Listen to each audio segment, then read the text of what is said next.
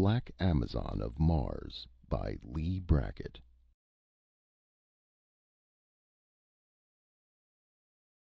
Chapter 1. Through all the long, cold hours of the Norland night, the Martian had not moved nor spoken. At dusk of the day before, Eric John Stark had brought him into the ruined tower and laid him down, wrapped in blankets, on the snow. He had built a fire of dead brush, and since then the two men had waited alone in the vast wasteland that girdles the polar cap of Mars. Now, just before dawn, Camar the Martian spoke. "Stark." "Yes." "I am dying." "Yes." "I will not reach Kushat." "No." Camar nodded. He was silent again.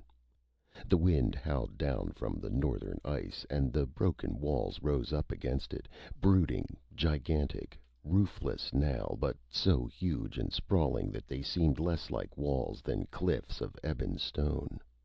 Stark would not have gone near them but for Camar. They were wrong somehow, with a taint of forgotten evil still about them. The big Earthman glanced at Camar, and his face was sad. "A man likes to die in his own place," he said abruptly. "I am sorry." "The Lord of Silence is a great personage," Camar answered. "He does not mind the meeting place. No, it was not for that I came back into the Nordlands." He was shaken by an agony that was not of the body. "And I shall not reach Kushat." Stark spoke quietly, using the courtly High Martian almost as fluently as Camar. "I have known that there was a burden heavier than death upon my brother's soul." He leaned over, placing one large hand on the Martian's shoulder. "My brother has given his life for mine. Therefore, I will take his burden upon myself if I can." He did not want Camar's burden, whatever it might be, but the Martian had fought beside him through a long guerrilla campaign among the harried tribes of the nearer moon. He was a good man of his hands, and in the end had taken the bullet that was meant for Stark, knowing quite well what he was doing. They were friends. That was why Stark had brought Camar into the bleak North Country, trying to reach the city of his birth. The Martian was driven by some secret demon.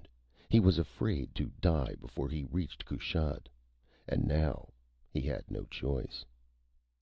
"I have sinned, Stark. I have stolen a holy thing. You're an outlander. You would not know of Ban Cruach and the talisman that he left when he went away forever beyond the gates of death." Camar flung aside the blankets and sat up, his voice gaining a febrile strength. "I was born and bred in the thieves' quarter under the wall. I was proud of my skill, and the talisman was a challenge. It was a treasured thing, so treasured that hardly a man has touched it since the days of Ban Cruach, who made it.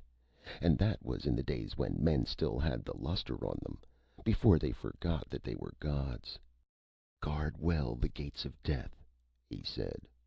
'That is the city's trust. And keep the talisman always, for the day may come when you will need its strength. Who holds Kushat holds Mars, and the talisman will keep the city safe.' I was a thief, and proud, and I stole the talisman." His hands went to his girdle, a belt of worn leather with a boss of battered steel, but his fingers were already numb. "Take it, Stark. Open the boss, there on the side where the beast's head is carved." Stark took the belt from Camar and found the hidden spring. The rounded top of the boss came free. Inside it was something wrapped in a scrap of silk. "I had to leave Kushat," Camar whispered. "I could never go back. But it was enough to have taken that."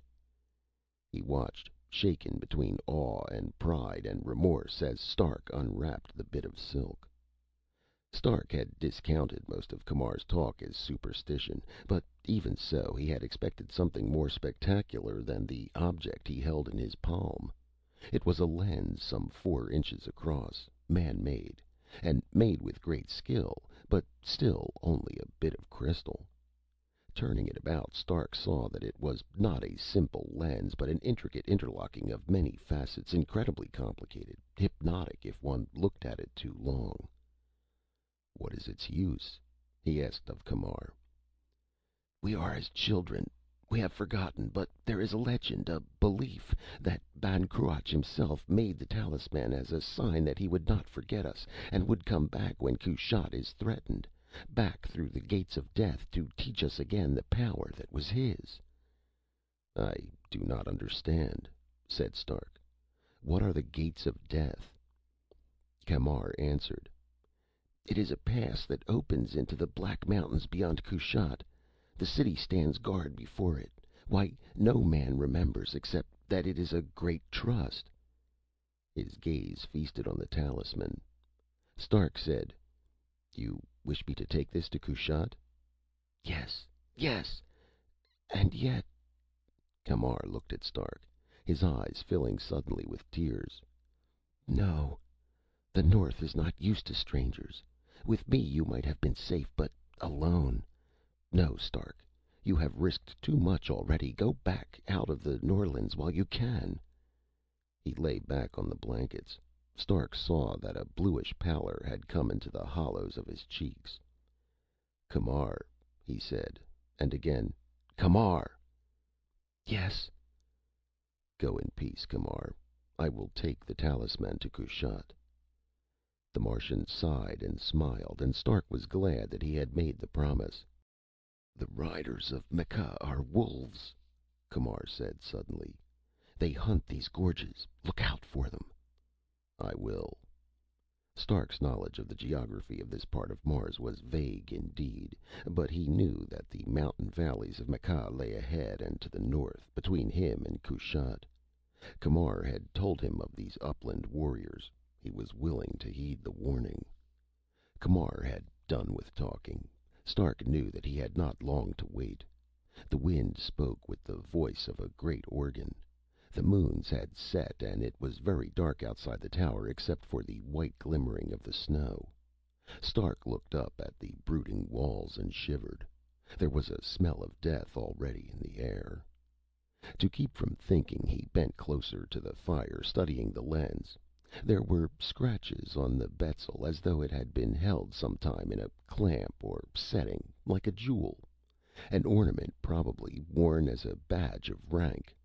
Strange ornament for a barbarian king in the dawn of Mars.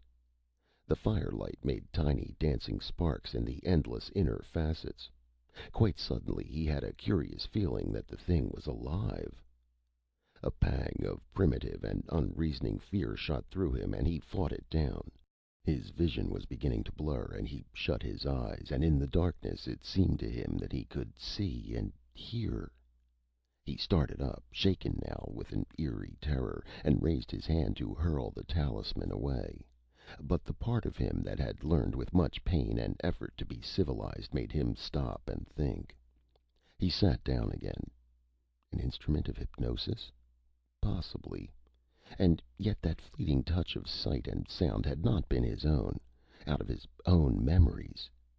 He was tempted now, fascinated like a child that plays with fire. The talisman had been worn somehow. Where? On the breast? On the brow? He tried the first, with no result. Then he touched the flat surface of the lens to his forehead. The great tower of stone rose up monstrous to the sky. It was whole, and there were pallid lights within that stirred and flickered, and it was crowned with a shimmering darkness. He lay outside the tower on his belly, and he was filled with fear and a great anger, and a loathing such as turns the bones to water. There was no snow. There was ice everywhere, rising to half the tower's height, sheathing the ground. Ice, cold and clear and beautiful and deadly.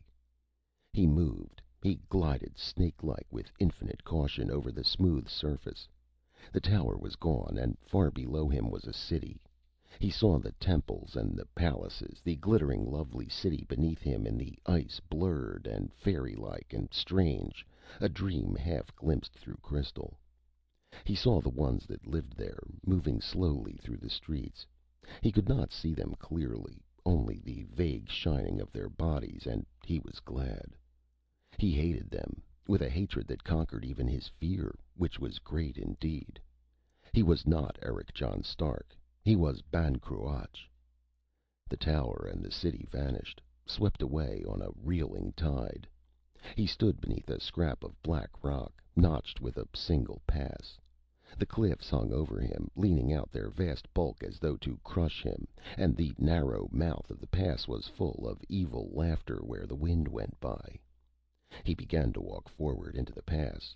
He was quite alone. The light was dim and strange at the bottom of that cleft.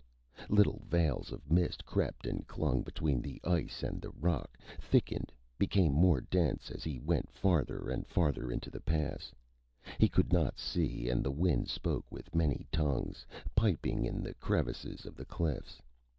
All at once there was a shadow in the mist before him, a dim, gigantic shape that moved toward him, and he knew that he looked at death.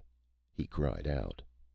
It was Stark who yelled in blind, atavistic fear, and the echo of his own cry brought him up, standing, shaking in every limb. He had dropped the talisman. It lay gleaming in the snow at his feet, and the alien memories were gone, and Camar was dead. After a time he crouched down, breathing harshly. He did not want to touch the lens again. The part of him that had learned to fear strange gods and evil spirits with every step he took, the primitive aboriginal that lay so close under the surface of his mind, warned him to leave it, to run away, to desert this place of death and ruined stone. He forced himself to take it up. He did not look at it. He wrapped it in the bit of silk and replaced it inside the iron boss and clasped the belt around his waist. Then he found the small flask that lay with his gear beside the fire and took a long pull, and tried to think rationally of the thing that had happened. Memories. Not his own, but the memories of Ban Cruach, 1,000,000 years ago, in the morning of a world. Memories of hate, a secret war against unhuman beings that dwelt in crystal cities cut in the living ice and used these ruined towers for some dark purpose of their own. Was that the meaning of the talisman? The power that lay within it? Had Ban Cruach, by some elder and forgotten science, imprisoned the echoes of his own mind in the crystal? Why? Perhaps as a warning, as a reminder of ageless alien danger beyond the gates of death. Suddenly one of the beasts tethered outside the ruined tower started up from its sleep with a hissing snarl. Instantly Stark became motionless. They came silently on their padded feet, the rangy mountain brutes moving daintily through the sprawling ruin. Their riders, too, were silent, tall men with fierce eyes and russet hair, wearing leather coats and carrying each a long, straight spear. There were a score of them around the tower in the windy gloom. Stark did not bother to draw his gun. He had learned very young the difference between courage and idiocy. He walked out toward them, slowly, lest one of them be startled into spearing him, yet not slowly enough to denote fear, and held up his right hand and gave them greeting. They did not answer him. They sat their restive mounts and stared at him, and Stark knew that Camar had spoken the truth. These were the riders of Mekh, and they were wolves. Chapter 2. Stark waited until they should tire of their own silence. Finally one demanded, "Of what country are you?" He answered, "I am called N'Chaka, the man without a tribe." It was the name they had given him, the half-human aboriginals who had raised him in the blaze and thunder and bitter frosts of Mercury. "A stranger," said the leader, and smiled. He pointed at the dead Camar and asked, "Did you slay him?" "He was my friend," said Stark. "I was bringing him home to die." Two riders dismounted to inspect the body. One called up to the leader, "He was from Kushat, if I know the breed, Thord. And he has not been robbed." He proceeded to take care of that detail himself. "A stranger," repeated the leader, Thord. "Bound for Kushat, with a man of Kushat. Well, I think you will come with us, stranger." Stark shrugged, and with the long spears pricking him, he did not resist when the tall Thord plundered him of all he owned except his clothes and Camar's belt, which was not worth the stealing. His gun Thord flung contemptuously away. One of the men brought Stark's beast and Camar's from where they were tethered, and the Earthman mounted, as usual, over the violent protest of the creature, which did not like the smell of him. They moved out from under the shelter of the walls into the full fury of the wind. For the rest of that night, and through the next day and the night that followed it, they rode eastward, stopping only to rest the beasts and chew on their rations of jerked meat. To Stark, riding a prisoner, it came with full force that this was the North Country, half a world away from the Mars of spaceships and commerce and visitors from other planets. The future had never touched these wild mountains and barren plains. The past held pride enough. To the north, the horizon showed a strange and ghostly glimmer where the barrier wall of the polar pack reared up, gigantic against the sky. The wind blew down from the ice through the mountain gorges across the plains, never ceasing. And here and there the cryptic towers rose, broken monoliths of stone. Stark remembered the vision of the Talisman, the huge structure crowned with eerie darkness. He looked upon the ruins with loathing and curiosity. The men of Mekh could tell him nothing. Thord did not tell Stark where they were taking him, and Stark did not ask. It would have been an admission of fear.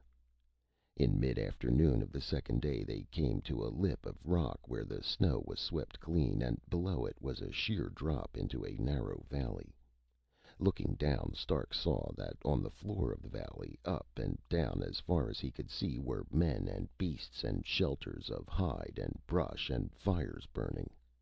By the hundreds, by the several thousand, they camped under the cliff, and their voices rose up on the thin air in a vast deep murmur that was deafening after the silence of the plains. A war party gathered now, before the thaw. Stark smiled. He became curious to meet the leader of this army. They found their way single file along a winding track that dropped down the cliff face. The wind stopped abruptly, cut off by the valley walls. They came in among the shelters of the camp. Here the snow was churned and soiled and melted to slush by the fires. There were no women in the camp, no sign of the usual cheerful rabble that follows a barbarian army. There were only men, hillmen and warriors, all tough-handed killers with no thought but battle. They came out of their holes to shout at Thord and his men, and stare at the stranger. Thord was flushed and jovial with importance. "I have no time for you," he shouted back. "I go to speak with the Lord Ciaran." Stark rode impassively, a dark giant with a face of stone. From time to time he made his beast curvet, and laughed at himself inwardly for doing it. They came at length to a shelter larger than the others, but built exactly the same and no more comfortable. A spear was thrust into the snow beside the entrance, and from it hung a black pennant with a single bar of silver across it, like lightning in a night sky. Beside it was a shield with the same device. There were no guards. Thord dismounted, bidding Stark to do the same. He hammered on the shield with the hilt of his sword, announcing himself. "Lord Ciaran, it is Thord, with a captive." A voice, toneless and strangely muffled, spoke from within. "Enter, Thord." Thord pushed aside the hide curtain and went in, with Stark at his heels. The dim daylight did not penetrate the interior. Cressets burned, giving off a flickering brilliance and a smell of strong oil. The floor of packed snow was carpeted with furs, much worn. Otherwise there was no adornment and no furniture but a chair and a table, both dark with age and use, and a pallet of skins in one shadowy corner with what seemed to be a heap of rags upon it. In the chair sat a man. He seemed very tall in the shaking light of the cressets. From neck to thigh his lean body was cased in black link mail, and under that a tunic of leather dyed black. Across his knees he held a sable axe, a great thing made for the shearing of skulls, and his hands lay upon it gently, as though it were a toy he loved. His head and face were covered by a thing that Stark had seen before only in very old paintings, the ancient war mask of the inland kings of Mars. Wrought of black and gleaming steel, it presented an unhuman visage of slitted eye holes and a barred slot for breathing. Behind, it sprang out in a thin, soaring sweep, like a dark wing, edge-on in flight. The intent, expressionless scrutiny of that mask was bent, not upon Thord, but upon Eric John Stark. The hollow voice spoke again from behind the mask. "Well?" "We were hunting in the gorges to the south," said Thord. "We saw a fire." He told the story of how they had found the stranger and the body of the man from Kushat. "Kushat?" said Lord Ciaran softly. "Ah. And why, stranger, were you going to Kushat?" "My name is Stark. Eric John Stark. Earthman, out of Mercury." He was tired of being called stranger. Quite suddenly he was tired of the whole business. "Why should I not go to Kushat? Is it against some law that a man may not go there in peace without being hounded all over the Norlands? And why do the men of Mekh make it their business? They have nothing to do with the city." Thord held his breath, watching with delighted anticipation. The hands of the man in armor caressed the axe. They were slender hands, smooth and sinewy, small hands, it seemed, for such a weapon. "We make what we will our business, Eric John Stark." He spoke with a peculiar gentleness. "I have asked you, why were you going to Kushat?" "Because," Stark answered with equal restraint, "my comrade wanted to go home to die." "It seems a long, hard journey just for dying." The black helm bent forward in an attitude of thought. "Only the condemned or banished leave their cities or their clans. Why did your comrade flee Kushat?" A voice spoke suddenly from out of the heap of rags that lay on the pallet in the shadows of the corner. A man's voice, deep and husky, with the harsh quaver of age or madness in it. "3 men beside myself have fled Kushat. Over the years that matter. One died in the spring floods. One was caught in the moving ice of winter. One lived. A thief named Camar, who stole a certain talisman." Stark said, "My comrade was called Greshy." The leather belt weighed heavily about him, and the iron boss seemed hot against his belly. He was beginning now to be afraid. The Lord Ciaran spoke, ignoring Stark. "It was the sacred talisman of Kushat. Without it, the city is like a man without a soul." As the Veil of Tanit was to Carthage, Stark thought, and reflected on the fate of that city after the Veil was stolen. The nobles were afraid of their own people, the man in armor said. They did not dare to tell that it was gone. But we know. "And," said Stark, "you will attack Kushat before the thaw, when they least expect you." "You have a sharp mind, stranger. Yes, but the Great Wall will be hard to carry even so. If I came bearing in my hands the talisman of Ban Cruach—" He did not finish, but turned instead to Thord. "When you plundered the dead man's body, what did you find?" "Nothing, Lord. A few coins, a knife, hardly worth the taking." "And you, Eric John Stark, what did you take from the body?" With perfect truth he answered, "Nothing." "Thord," said the Lord Ciaran, "search him."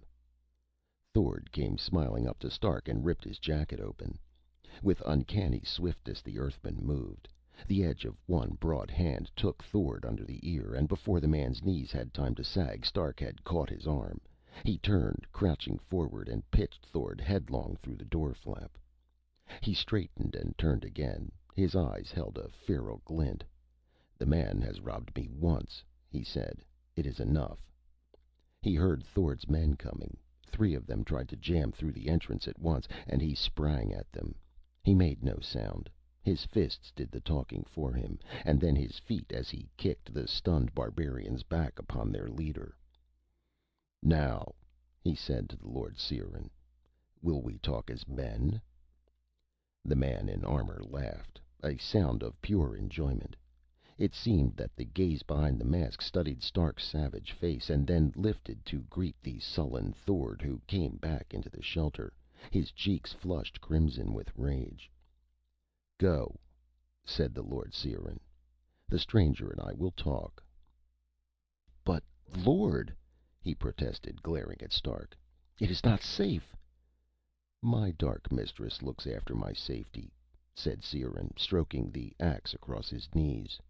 "Go." Thord went. The man in armor was silent then. The blind mask turned to Stark, who met that eyeless gaze and was silent also.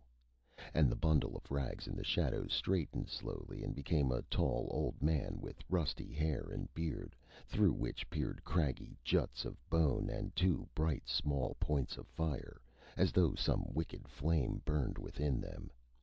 He shuffled over and crouched at the feet of the Lord Seeran, watching the Earthman, and the man in armor leaned forward. "I will tell you something, Eric John Stark. I am a bastard, but I come of the blood of kings. My name and rank I must make with my own hands, but I will set them high, and my name will ring in the Norlands. I will take Kushat. Who holds Kushat holds Mars, and the power and the riches that lie beyond the gates of death." "I have seen them," said the old man, and his eyes blazed. "I have seen Ban Cruach the mighty. I have seen the temples and the palaces glitter in the ice. I have seen them, the shining ones. Oh, I have seen them, the beautiful, hideous ones." He glanced sidelong at Stark. "Very cunning. That is why Otar is mad, stranger. He has seen." A chill swept Stark. He too had seen, not with his own eyes, but with the mind and memories of Ban Cruach, of 1,000,000 years ago. Then it had been no illusion, the fantastic vision opened to him by the talisman now hidden in his belt. If this old madman had seen... "What beings lurk beyond the gates of death I do not know," said Seeran. "But my dark mistress will test their strength, and I think my red wolves will hunt them down once they get a smell of plunder." "The beautiful, terrible ones," whispered Otar. "And oh, the temples and the palaces and the great towers of stone." "Ride with me, Stark," said the Lord Seeran abruptly. "Yield up the talisman and be the shield at my back. I have offered no other man that honor." Stark asked slowly, "Why do you choose me?" "We are of one blood, Stark, though we be strangers." The Earthman's cold eyes narrowed. "What would your red wolves say to that? And what would Otar say? Look at him, already stiff with jealousy and fear lest I answer yes." "I do not think you would be afraid of either of them." "On the contrary," said Stark, "I am a prudent man." He paused. "There is one other thing. I will bargain with no man until I have looked into his eyes. Take off your helm, Seeran, and then perhaps we will talk." Otar's breath made a snake-like hissing between his toothless gums, and the hands of the Lord Seeran tightened on the haft of the axe. "No," he whispered. "That I can never do." Otar rose to his feet, and for the first time Stark felt the full strength that lay in the strange old man. "Would you look upon the face of destruction?" he thundered. "Do you ask for death? Do you think a thing is hidden behind a mask of steel without a reason, that you demand to see it?" He turned. "My lord," he said, "by tomorrow the last of the clans will have joined us. After that we must march. Give this Earthman to Thord for the time that remains, and you will have the talisman." The blank, blind mask was unmoving, turned toward Stark, and the Earthman thought that from behind it came a faint sound that might have been a sigh. Then, "Thord!" cried the Lord Seeran, and lifted up the axe. Chapter 3 The flames leaped high from the fire in the windless gorge. Men sat around it in a great circle, the wild riders out of the mountain valleys of Mekh. They sat with the curbed and shivering eagerness of wolves around a dying quarry. Now and again their white teeth showed in a kind of silent laughter, and their eyes watched. "He is strong," they whispered one to the other. "He will live the night out, surely." On an outcrop of rock sat the Lord Ciaran, wrapped in a black cloak, holding the great axe in the crook of his arm. Beside him, Otar huddled in the snow. Close by, the long spears had been driven deep and lashed together to make a scaffolding, and upon this frame was hung a man. A big man, iron-muscled and very lean, the bulk of his shoulders filling the space between the bending shafts. Eric John Stark of Earth, out of Mercury. He had already been scourged without mercy. He sagged of his own weight between the spears, breathing in harsh sobs, and the trampled snow around him was spotted red. Thord was wielding the lash. He had stripped off his own coat, and his body glistened with sweat in spite of the cold. He cut his victim with great care, making the long lash sing and crack. He was proud of his skill. Stark did not cry out. Presently Thord stepped back, panting, and looked at the Lord Ciaran, and the black helm nodded. Thord dropped the whip. He went up to the big, dark man and lifted his head by the hair. "Stark," he said, and shook the head roughly. "Stranger." Eyes opened and stared at him, and Thord could not repress a slight shiver. It seemed that the pain and indignity had wrought some evil magic on this man he had ridden with and thought he knew. He had seen exactly the same gaze in a big snow-cat caught in a trap, and he felt suddenly that it was not a man he spoke to, but a predatory beast. "Stark," he said, "where is the talisman of Ban Cruach?" The Earthman did not answer. Thord laughed. He glanced up at the sky, where the moons rode low and swift. "The night is only half gone. Do you think you can last it out?" The cold, cruel, patient eyes watched Thord. There was no reply. Some quality of pride in that gaze angered the barbarian. It seemed to mock him who was so sure of his ability to loosen a reluctant tongue. "You think I cannot make you talk, don't you? You don't know me, stranger. You don't know Thord, who can make the rocks speak out if he will." He reached out with his free hand and struck Stark across the face. It seemed impossible that anything so still could move so quickly. Yet there was an ugly flash of teeth, and Thord's wrist was caught above the thumb joint. He bellowed, and the iron jaws closed down, worrying the bone. Quite suddenly Thord screamed, not for pain, but for panic. And the rows of watching men swayed forward, and even the Lord Ciaran rose up, startled. "Hark!" ran the whispering around the fire. "Hark, how he growls!" Thord had let go of Stark's hair and was beating him about the head with his clenched fist. His face was white. "Werewolf!" he screamed. "Let me go, beast thing! Let me go!" But the dark man clung to Thord's wrist, snarling, and did not hear. After a bit there came the dull crack of bone. Stark opened his jaws. Thord ceased to strike him. He backed off slowly, staring at the torn flesh. Stark had sunk down to the length of his arms. With his left hand Thord drew his knife. The Lord Ciaran stepped forward. "Wait, Thord." "It is a thing of evil," whispered the barbarian. "Warlock! Werewolf! Beast!" He sprang at Stark. The man in armor moved, very swiftly, and the great axe went whirling through the air.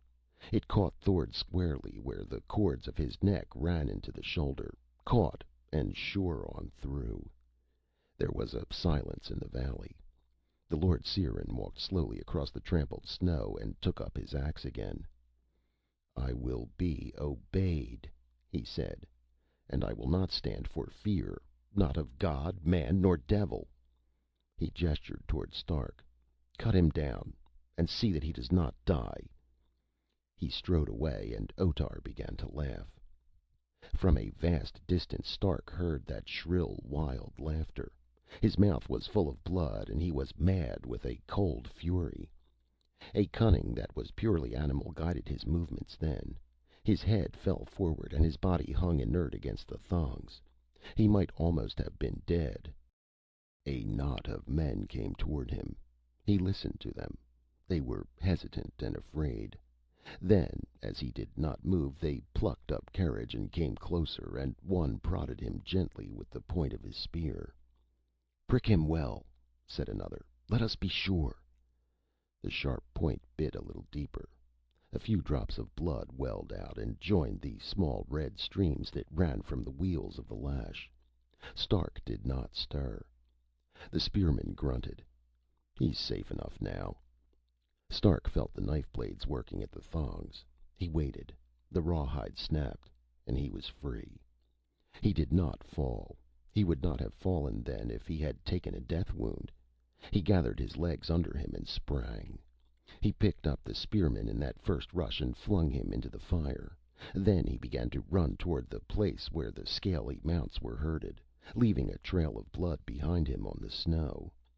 A man loomed up in front of him. He saw the shadow of a spear, and swerved and caught the haft in his two hands. He wrenched it free and struck down with the butt of it and went on. Behind him he heard voices shouting and the beginning of turmoil. The Lord Seeran turned and came back, striding fast. There were men before Stark now, many men, the circle of watchers breaking up because there had been nothing more to watch. He gripped the long spear. It was a good weapon, better than the flint-tipped stick with which the boy N'Chaka had hunted the giant lizard of the rocks.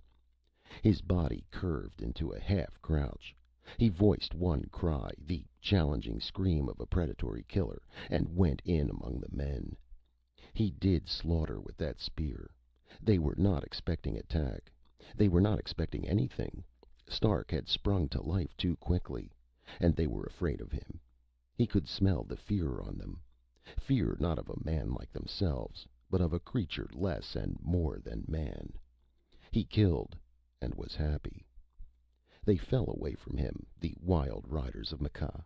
They were sure now that he was a demon.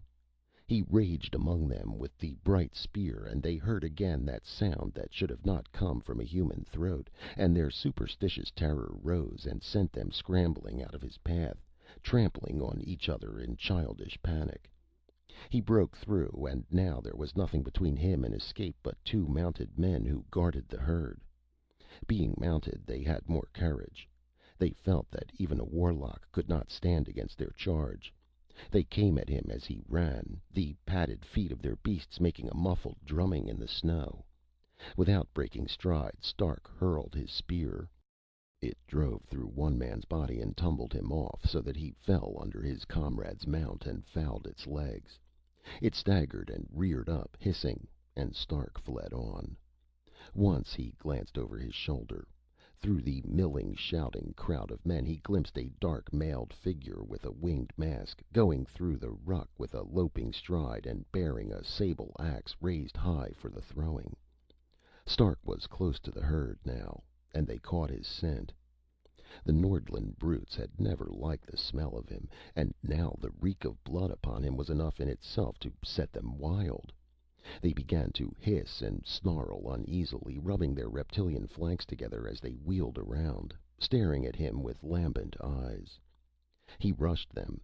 Before they could quite decide to break, he was quick enough to catch one by the fleshy comb that served it for a forelock, held it with savage indifference to its squealing, and leaped to its back. Then he let it bolt, and as he rode it, he yelled. A shrill brute cry that urged the creatures on to panic. The herd broke, stampeding outward from its center like a bursting shell. Stark was in the forefront. Clinging low to the scaly neck, he saw the men of Mekh scattered and churned and trampled into the snow by the flying pads. In and out of the shelters, kicking the brush walls down, lifting up their harsh reptilian voices, they went racketing through the camp, leaving behind them wreckage as of a storm, and Stark went with them. He snatched a cloak from off the shoulders of some petty chieftain as he went by, and then, twisting cruelly on the fleshy comb, beating with his fist at the creature's head, he got his mount turned in the way he wanted it to go, down the valley. He caught one last glimpse of the Lord Ciaran, fighting to hold one of the creatures long enough to mount, and then a dozen striving bodies surged around him, and Stark was gone. The beast did not slacken pace. It was as though it thought it could outrun the alien body thing that clung to its back. The last fringes of the camp shot by and vanished in the gloom, and the clean snow of the lower valley lay open before it. The creature laid its belly to the ground and went, the white spray spurting from its heels. Stark hung on. His strength was gone now, run out suddenly with the battle madness. He became conscious now that he was sick and bleeding, that his body was one cruel pain. In that moment, more than in the hours that had gone before, he hated the black leader of the clans of Maka. That flight down the valley became a sort of ugly dream.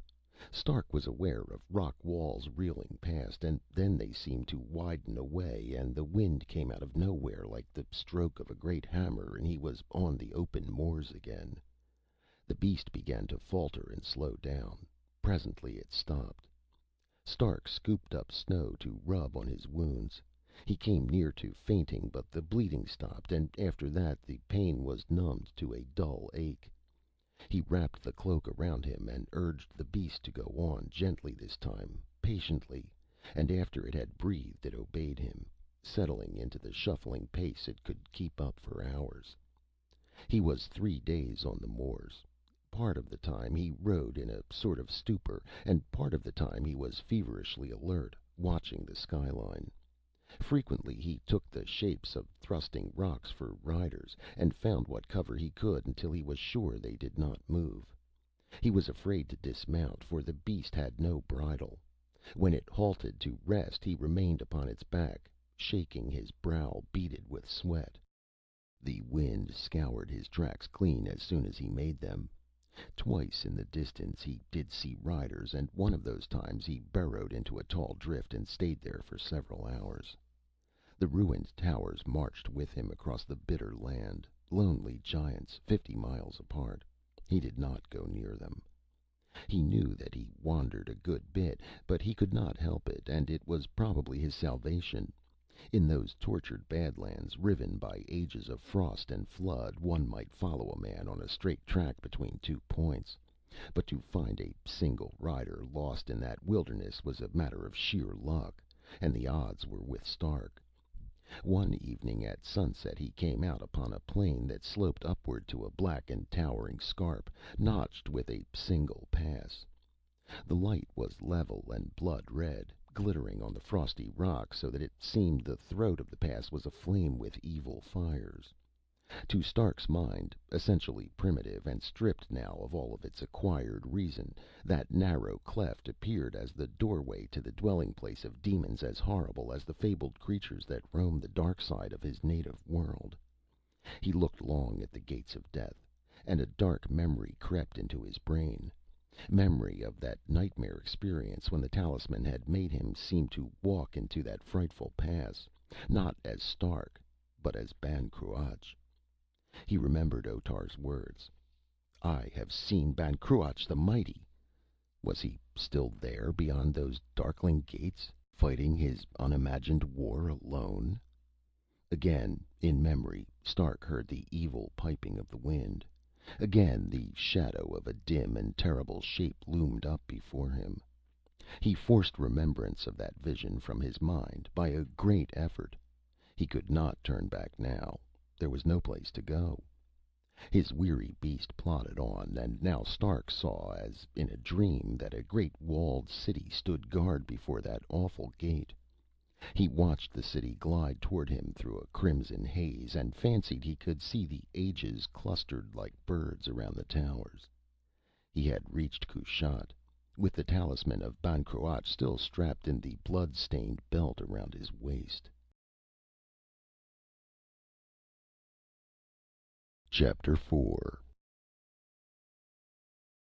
He stood in a large square, lined about with hucksters' stalls and the booths of wine sellers.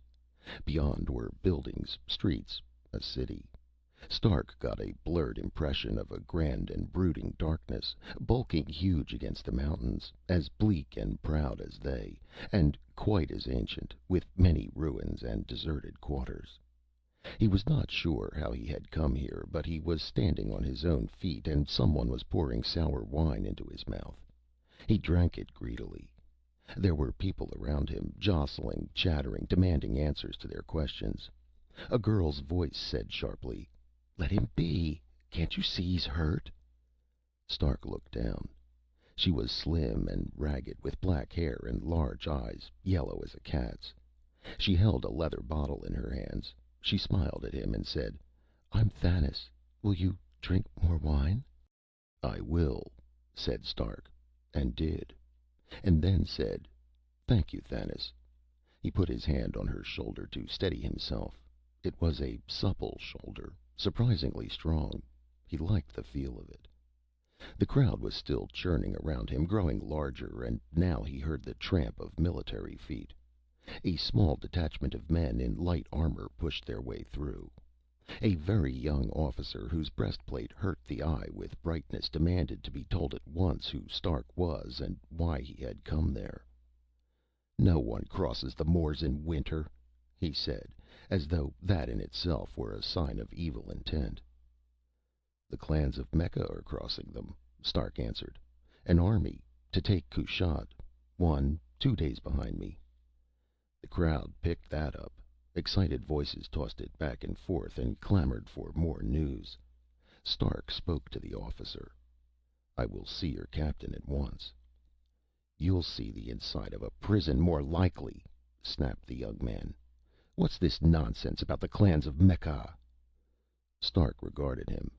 He looked so long and so curiously that the crowd began to snicker, and the officer's beardless face flushed pink to the ears. "I have fought in many wars," said Stark gently, "and long ago I learned to listen when someone came to warn me of attack." "Better take him to the captain, Lugh," cried Thanis. "It's our skins, too, you know, if there is war." The crowd began to shout. They were all poor folk, wrapped in threadbare cloaks or tattered leather. They had no love for the guards, and whether there was war or not, their winter had been long and dull, and they were going to make the most of this excitement. "Take him, Lugh. Let him warn the nobles. Let them think how they'll defend Kushat and the Gates of Death now that the talisman is gone." "That's a lie!" Lugh shouted. "And you know the penalty for telling it. Hold your tongues, or I'll have you all whipped." He gestured angrily at Stark. "See if he's armed." One of the soldiers stepped forward, but Stark was quicker. He slipped the thong and let the cloak fall, baring his upper body.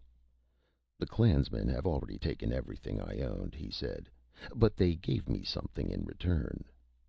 The crowd stared at the half-healed stripes that scarred him, and there was a drawing in of breath. The soldier picked up the cloak and laid it over the Earthman's shoulders, and Lugh said suddenly, "Come, then." Stark's fingers tightened on Thanis' shoulder. "Come with me, little one," he whispered. "Otherwise I must crawl." She smiled at him and came. The crowd followed. The captain of the guards was a fleshy man with a smell of wine about him and a face already crumbling apart, though his hair was not yet gray. He sat in a squat tower above the square, and he observed Stark with no particular interest. "You had something to tell?" said Lugh. "Tell it." Stark told them, leaving out all mention of Camar and the talisman. This was neither the time nor the man to hear that story. The captain listened to all he had to say about the gathering of the clans of Mekka, and then sat studying him with a bleary shrewdness. "You have proof of all this?" "These stripes. Their leader Sirin ordered them laid on himself." The captain sighed and leaned back. "Any wandering band of hunters could have scourged you," he said. "A nameless vagabond from the gods know where, and a lawless one at that, if I'm any judge of men. You probably deserved it." He reached for wine and smiled. Look you, stranger, in the Norlands no one makes war in the winter, and no one ever heard of Siren. If you hope for a reward from the city, you overshot badly." "The Lord Siren," said Stark, grimly controlling his anger, "will be battering at your gates within 2 days, and you will hear of him then." "Perhaps. You can wait for him in a cell. And you can leave Kushat with the first caravan after the thaw. We have enough rabble here without taking in more." Thanis caught Stark by the cloak and held him back. "Sir," she said, as though it were an unclean word, "I will vouch for the stranger." The captain glanced at her. "You?"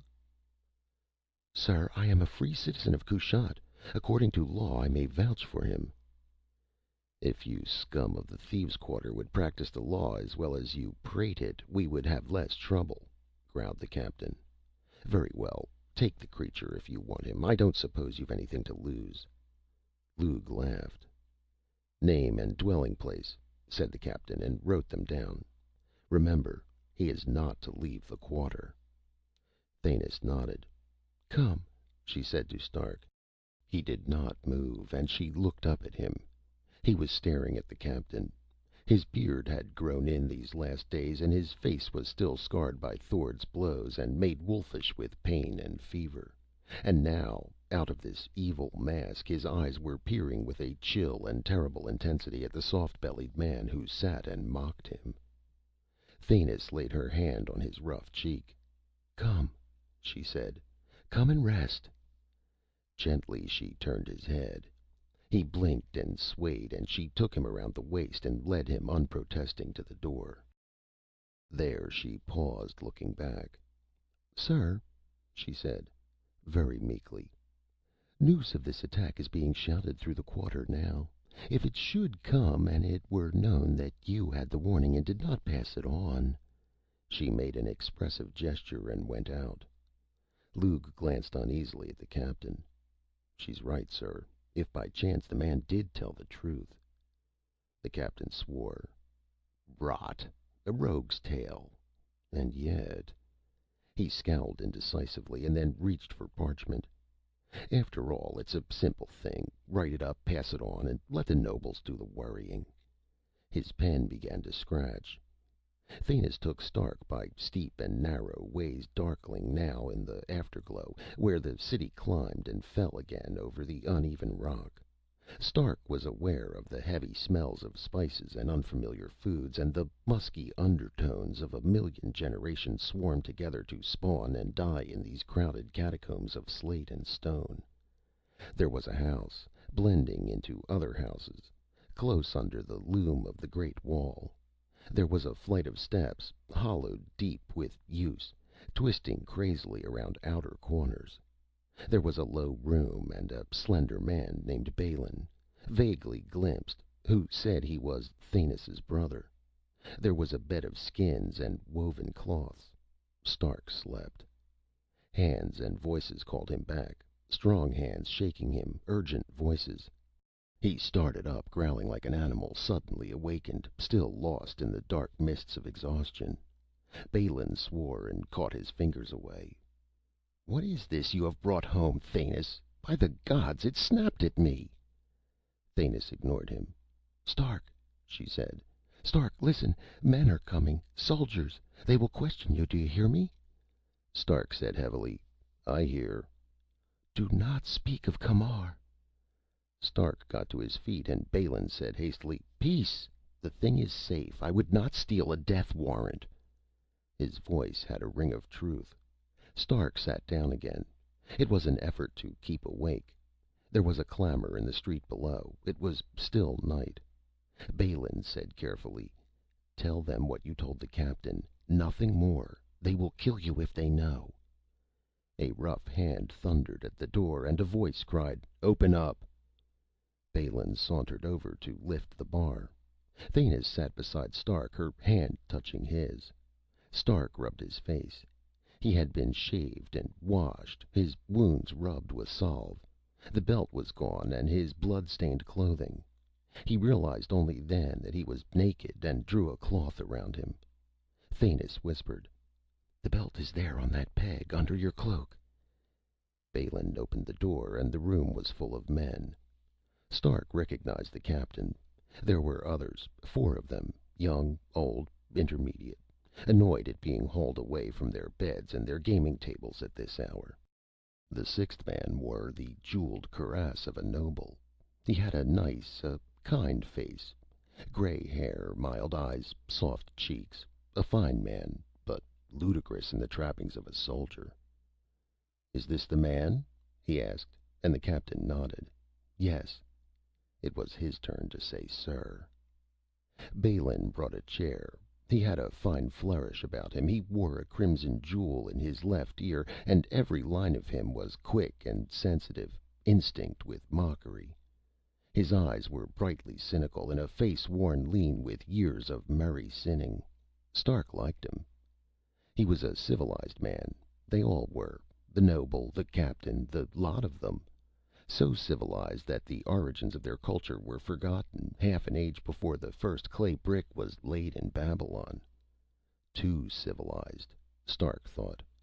Peace had drawn their fangs and cut their claws. He thought of the wild clansmen coming fast across the snow, and felt a certain pity for the men of Kushat. The noble sat down. "This is a strange tale you bring, wanderer. I would hear it from your own lips." Stark told it. He spoke slowly, watching every word, cursing the weariness that fogged his brain. The noble, who was called Rogain, asked him questions. Where was the camp? How many men? What were the exact words of the Lord Ciaran, and who was he? Stark answered with meticulous care. Rogain sat for some time lost in thought. He seemed worried and upset, one hand playing aimlessly with the hilt of his sword. A scholar's hand, without a callus on it. "There is one more thing," said Rogain. "What business had you on the moors in winter?" Stark smiled. "I am a wanderer by profession." "Outlaw?" asked the captain, and Stark shrugged. "Mercenary is a kinder word." Rogain studied the pattern of stripes on the Earthman's dark skin. "Why did the Lord Ciaran, so-called, order you scourged?" "I had thrashed one of his chieftains." Rogain sighed and rose. He stood regarding Stark from under brooding brows, and at length he said, "It is a wild tale. I can't believe it, and yet why should you lie?" He paused, as though hoping that Stark would answer that and relieve him of worry. Stark yawned. "The tale is easily proved. Wait a day or 2. "I will arm the city," said Rogain. "I dare not do otherwise. But I will tell you this." An astonishing, unpleasant look came into his eyes. "If the attack does not come, if you have set a whole city by the ears for nothing, I will have you flayed alive and your body tumbled over the wall for the carrion birds to feed on." He strode out, taking his retinue with him. Balin smiled. "He will do it, too," he said, and dropped the bar. Stark did not answer. He stared at Balin, and then at Thanis, and then at the belt hanging on the peg, in a curiously blank and yet penetrating fashion, like an animal that thinks its own thoughts. He took a deep breath. Then, as though he found the air clean of danger, he rolled over and went instantly to sleep. Balin lifted his shoulders expressively. He grinned at Thanis. "Are you positive it's human?" "He's beautiful," said Thanis, and tucked the cloths round him. "Hold your tongue." She continued to sit there, watching Stark's face as the slow dreams moved across it. Balin laughed. It was evening again when Stark awoke. He sat up, stretching lazily. Thanis crouched by the hearthstone, stirring something savory in a blackened pot. She wore a red kirtle and a necklet of beaten gold, and her hair was combed out smooth and shining. She smiled at him and rose, bringing him his own boots and trousers, carefully cleaned, and a tunic of leather tanned fine and soft as silk. Stark asked her where she got it. "Balin stole it from the baths where the nobles go. He said you might as well have the best." She laughed. "He had a devil of a time finding one big enough to fit you." She watched with unshamed interest while he dressed.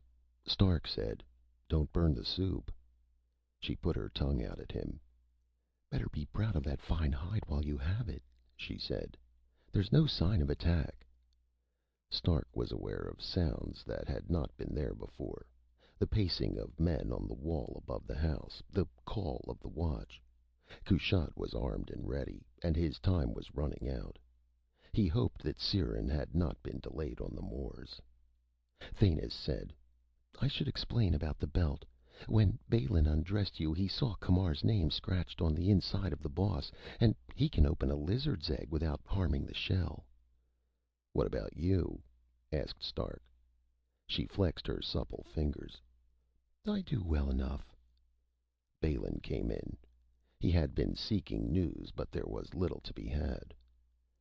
"The soldiers are grumbling about a false alarm," he said. "The people are excited, but more as though they were playing a game. Kushat has not fought a war for centuries." He sighed. "The pity of it is, Stark, I believe your story, and I'm afraid." Thanis handed him a steaming bowl. "Here, employ your tongue with this. Afraid, indeed! Have you forgotten the wall? No one has carried it since the city was built. Let them attack." Stark was amused. "For a child, you know much concerning war." "I knew enough to save your skin," she flared, and Balin smiled. "She has you there, Stark.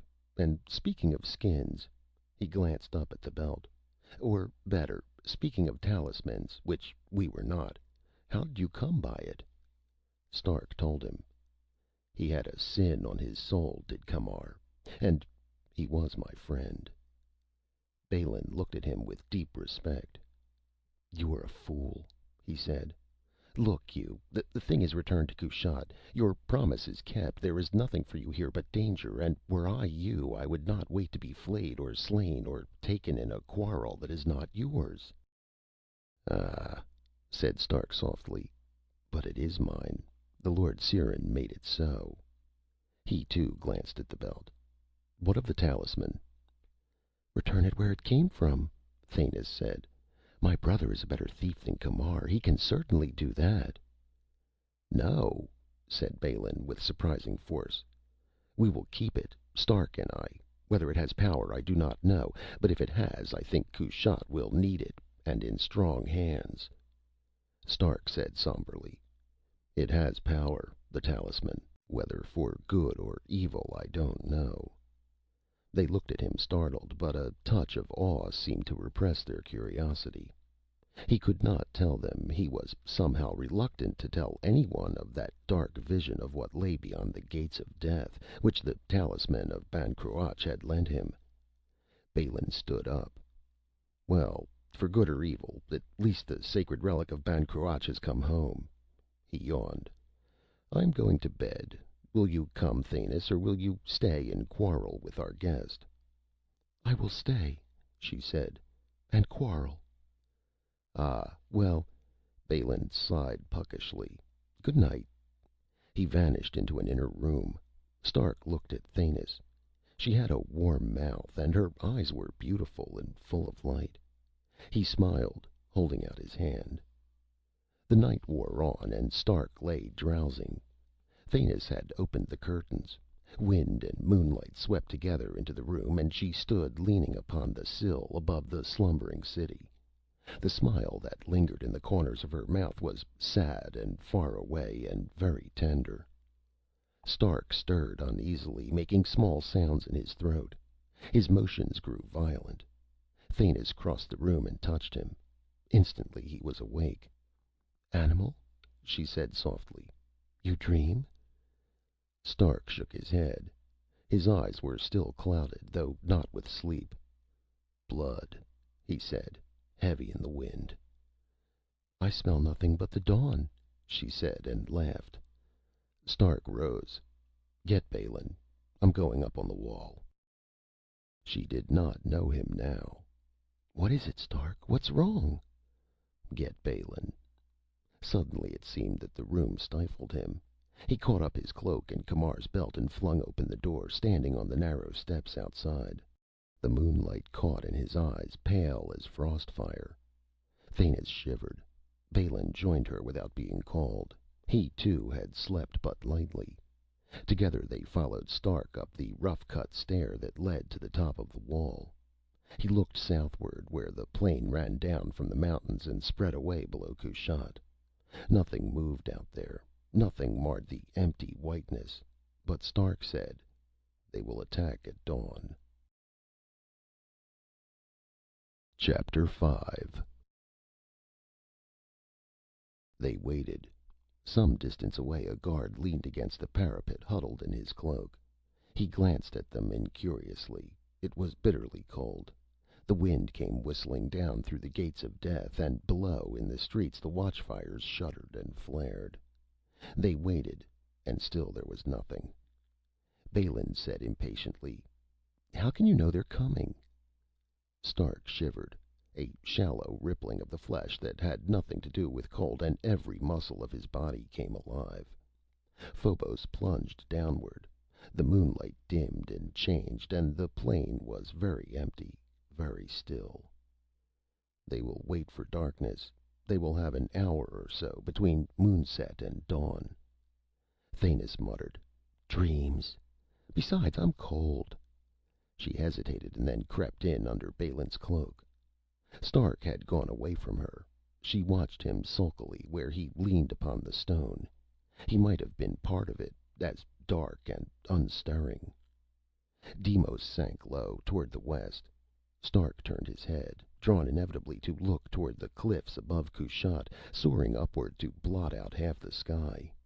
Here, close under them, they seemed to tower outward in a curving mass, like the last wave of eternity rolling down, crested white with the ash of shattered worlds. I have stood beneath those cliffs before. I have felt them leaning down to crush me, and I have been afraid. He was still afraid. The mind that had poured its memories into that crystal lens had been dead a million years, but neither time nor death had dulled the terror that beset Ban Cruach in his journey through that nightmare pass. He looked into the black and narrow mouth of the gates of death, cleaving the scarp like a wound, and the primitive ape thing within him cringed and moaned, oppressed with a sudden sense of fate. He had come painfully across half a world, to crouch before the gates of death. Some evil magic had let him see forbidden things, had linked his mind in an unholy bond with the long-dead mind of one who had been half a god. These evil miracles had not been for nothing. He would not be allowed to go unscathed.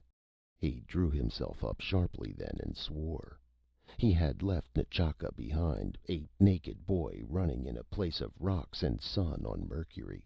He had become Eric John Stark, a man, and civilized. He thrust the senseless premonition from him and turned his back upon the mountains. Deimos touched the horizon. A last gleam of reddish light tinged the snow, and then was gone. Thanis, who was half asleep, said with sudden irritation, "I do not believe in your barbarians. I'm going home." She thrust Balin aside and went away down the steps. The plain was now in utter darkness, under the faint far northern stars. Stark settled himself against the parapet. There was a sort of timeless patience about him. Balin envied it. He would have liked to go with Thanis. He was cold and doubtful, but he stayed. Time passed. Endless minutes of it, lengthening into what seemed hours. Stark said, "Can you hear them?" "No." "They come." His hearing, far keener than Balin's, picked up the little sounds, the vast, inchoate rustling of an army on the move in stealth and darkness. Light-armed men, hunters, used to stalking wild beasts in the snow. They could move softly, very softly. "I hear nothing," Balin said, and again they waited. The westering stars moved toward the horizon, and at last in the east a dim pallor crept across the sky. The plain was still shrouded in night, but now Stark could make out the high towers of the king's city of Kushat, ghostly and indistinct, the ancient, proud high towers of the rulers and their nobles, set above the crowded quarters of merchants and artisans and thieves. He wondered who would be king in Kushat by the time this unrisen sun had set. "You were wrong," said Balin, peering. "There's nothing on the plain." Stark said, "Wait." Swiftly now, in the thin air of Mars, the dawn came, with a rush and a leap, flooding the world with harsh light.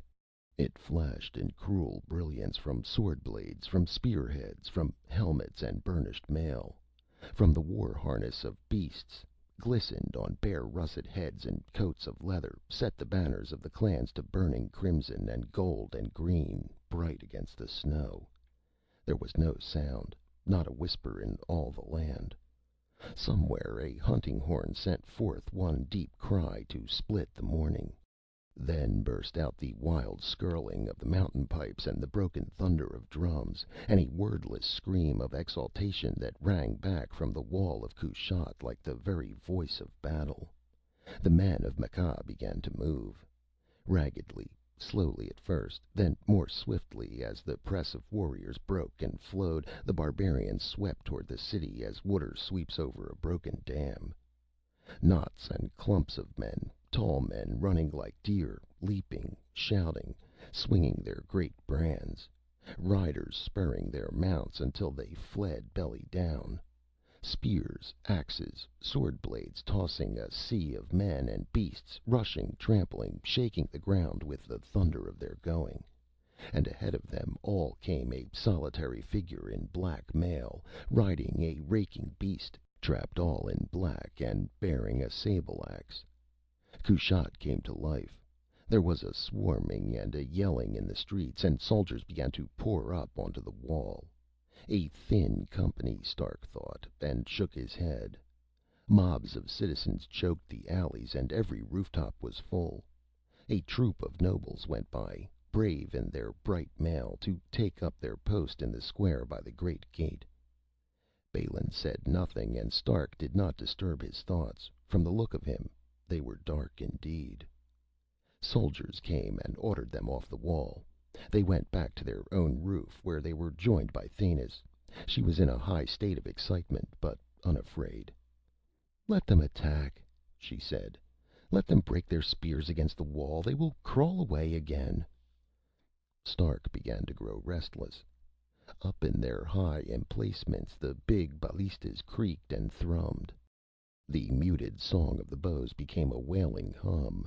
Men fell and were kicked off the ledges by their fellows. The blood howl of the clans rang unceasing on the frosty air, and Stark heard the rap of scaling ladders against the stone. Thanis said abruptly, "What is that? That sound like thunder." "Rams," he answered. "They are battering the gate." She listened, and Stark saw in her face the beginning of fear. It was a long fight. Stark watched it hungrily from the roof all that morning.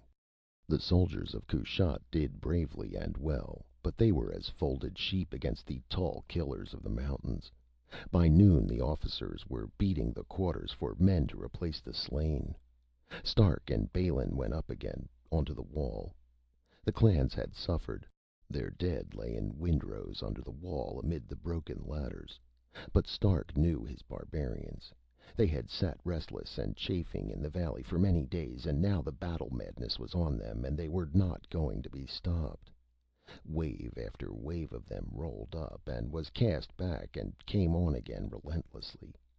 The intermittent thunder boomed still from the gates, where sweating giants swung the rams under cover of their own bowmen, and everywhere, up and down through the forefront of the fighting, rode the man in black armor, and wild cheering followed him. Balin said heavily, "It is the end of Kushat." A ladder banged against the stones a few feet away. Men swarmed up the rungs, fierce-eyed clansmen with laughter in their mouths. Stark was first at the head. They had given him a spear. He spitted two men through with it and lost it, and a third man came leaping over the parapet. Stark received him into his arms. Balin watched. He saw the warrior go crashing back, sweeping his fellows off the ladder. He saw Stark's face. He heard the sounds and smelled the blood and sweat of war. and he was sick to the marrow of his bones, and his hatred of the barbarians was a terrible thing. Stark caught up a dead man's blade, and within 10 minutes his arm was as red as a butcher's. And ever he watched the winged helmet that went back and forth below, a standard to the clans. By mid-afternoon the barbarians had gained the wall in 3 places. They spread inward along the ledges, pouring up in a restless tide, and the defenders broke. The rout became a panic. "It's all over now," Stark said. "Find Thanis and hide her." Balin let fall his sword. "Give me the talisman," he whispered, and Stark saw that he was weeping. "Give it to me, and I will go beyond the gates of death and rouse Ban Cruach from his sleep. And if he has forgotten Kushat, I will take his power into my own hands. I will fling wide the gates of death and loose destruction on the men of Mekh. Or if the legends are all lies, then I will die." He was like a man crazed. "Give me the talisman!" Stark slapped him carefully and without heat across the face. "Get your sister, Balin. Hide her, unless you would be uncle to a red-haired brat." He went then, like a man who has been stunned. Screaming women with their children clogged the ways that led inward from the wall, and there was bloody work afoot on the rooftops and in the narrow alleys. The gate was holding still. Stark forced his way toward the square. The booths of the hucksters were overthrown, the wine jars broken, and the red wine spilled. Beasts squealed and stamped, tired of their chafing harness, driven wild by the shouting and the smell of blood. The dead were heaped high where they had fallen from above. They were all soldiers here, clinging grimly to their last foothold. The deep song of the rams shook the very stones. The iron-sheathed timbers of the gate gave back an answering scream. And toward the end all other sounds grew hushed. The nobles came down slowly from the wall and mounted and sat waiting. There were fewer of them now. Their bright armor was dented and stained, and their faces had a pallor on them. One last hammer stroke of the rams. With a bitter shriek the weakened bolts tore out, and the great gate was broken through. The nobles of Kushat made their first and final charge. As soldiers they went up against the riders of Mekh, and as soldiers they held them until they died. Those that were left were borne back into the square, caught as in the crest of an avalanche. And first through the gates came the winged battle mask of the Lord Sirin, and the sable axe that drank men's lives where it hewed. There was a beast with no rider to claim it. Tugging at its head rope, Stark swung onto the saddle pad and cut it free. Where the press was thickest, a welter of struggling brutes and men fighting knee to knee, there was the man in black armor, riding like a god, magnificent, born to war. Stark's eyes shone with a strange cold light. He struck his heels hard into the scaly flanks. The beast plunged forward. In and over and through, making the long sword sing. The beast was strong and frightened beyond fear. It bit and trampled, and Stark cut a path for them, and presently he shouted above the din, "Ho there, Sirin!"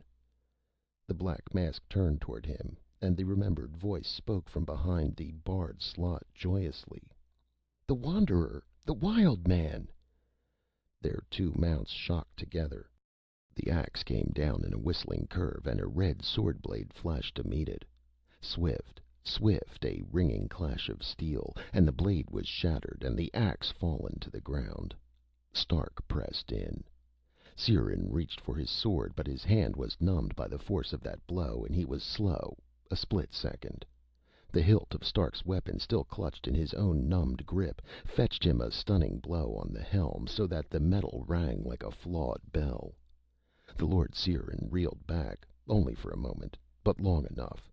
Stark grasped the war mask and ripped it off, and got his hands around the naked throat. He did not break that neck, as he had planned, and the clansmen who had started in to save their leader stopped and did not move. Stark knew now why the Lord Sirin had never shown his face. The throat he held was white and strong, and his hands around it were buried in a mane of gold-red hair that fell down over the shirt of mail. A red mouth, passionate with fury, wonderful, curving bone under sculptured flesh, eyes fierce and proud and tameless as the eyes of a young eagle, fire blue, defying him, hating him. "By the gods," said Stark very softly. "By the eternal gods!" Chapter 6. A woman! And in that moment of amazement, she was quicker than he. There was nothing to warn him, no least flicker of expression. Her two fists came up together between his outstretched arms and caught him under the jaw with a force that nearly snapped his neck. He went over backward, clean out of the saddle, and lay sprawled on the bloody stones, half stunned, the wind knocked out of him. The woman wheeled her mount. Bending low, she took up the axe from where it had fallen and faced her warriors, who were as dazed as Stark. "I have led you well," she said. "I have taken you Kushat. Will any man dispute me?" They knew the axe if they did not know her. They looked from side to side uneasily, completely at a loss, and Stark, still gasping on the ground, thought that he had never seen anything as proud and beautiful as she was then in her black mail, with her bright hair blowing and her glance like blue lightning. The nobles of Kushat chose that moment to charge. This strange unmasking of the Mekhish lord had given them time to rally, and now they thought that the gods had wrought a miracle to help them. They found hope where they had lost everything but courage. "A wench!" they cried. "A strumpet of the camps! A woman!"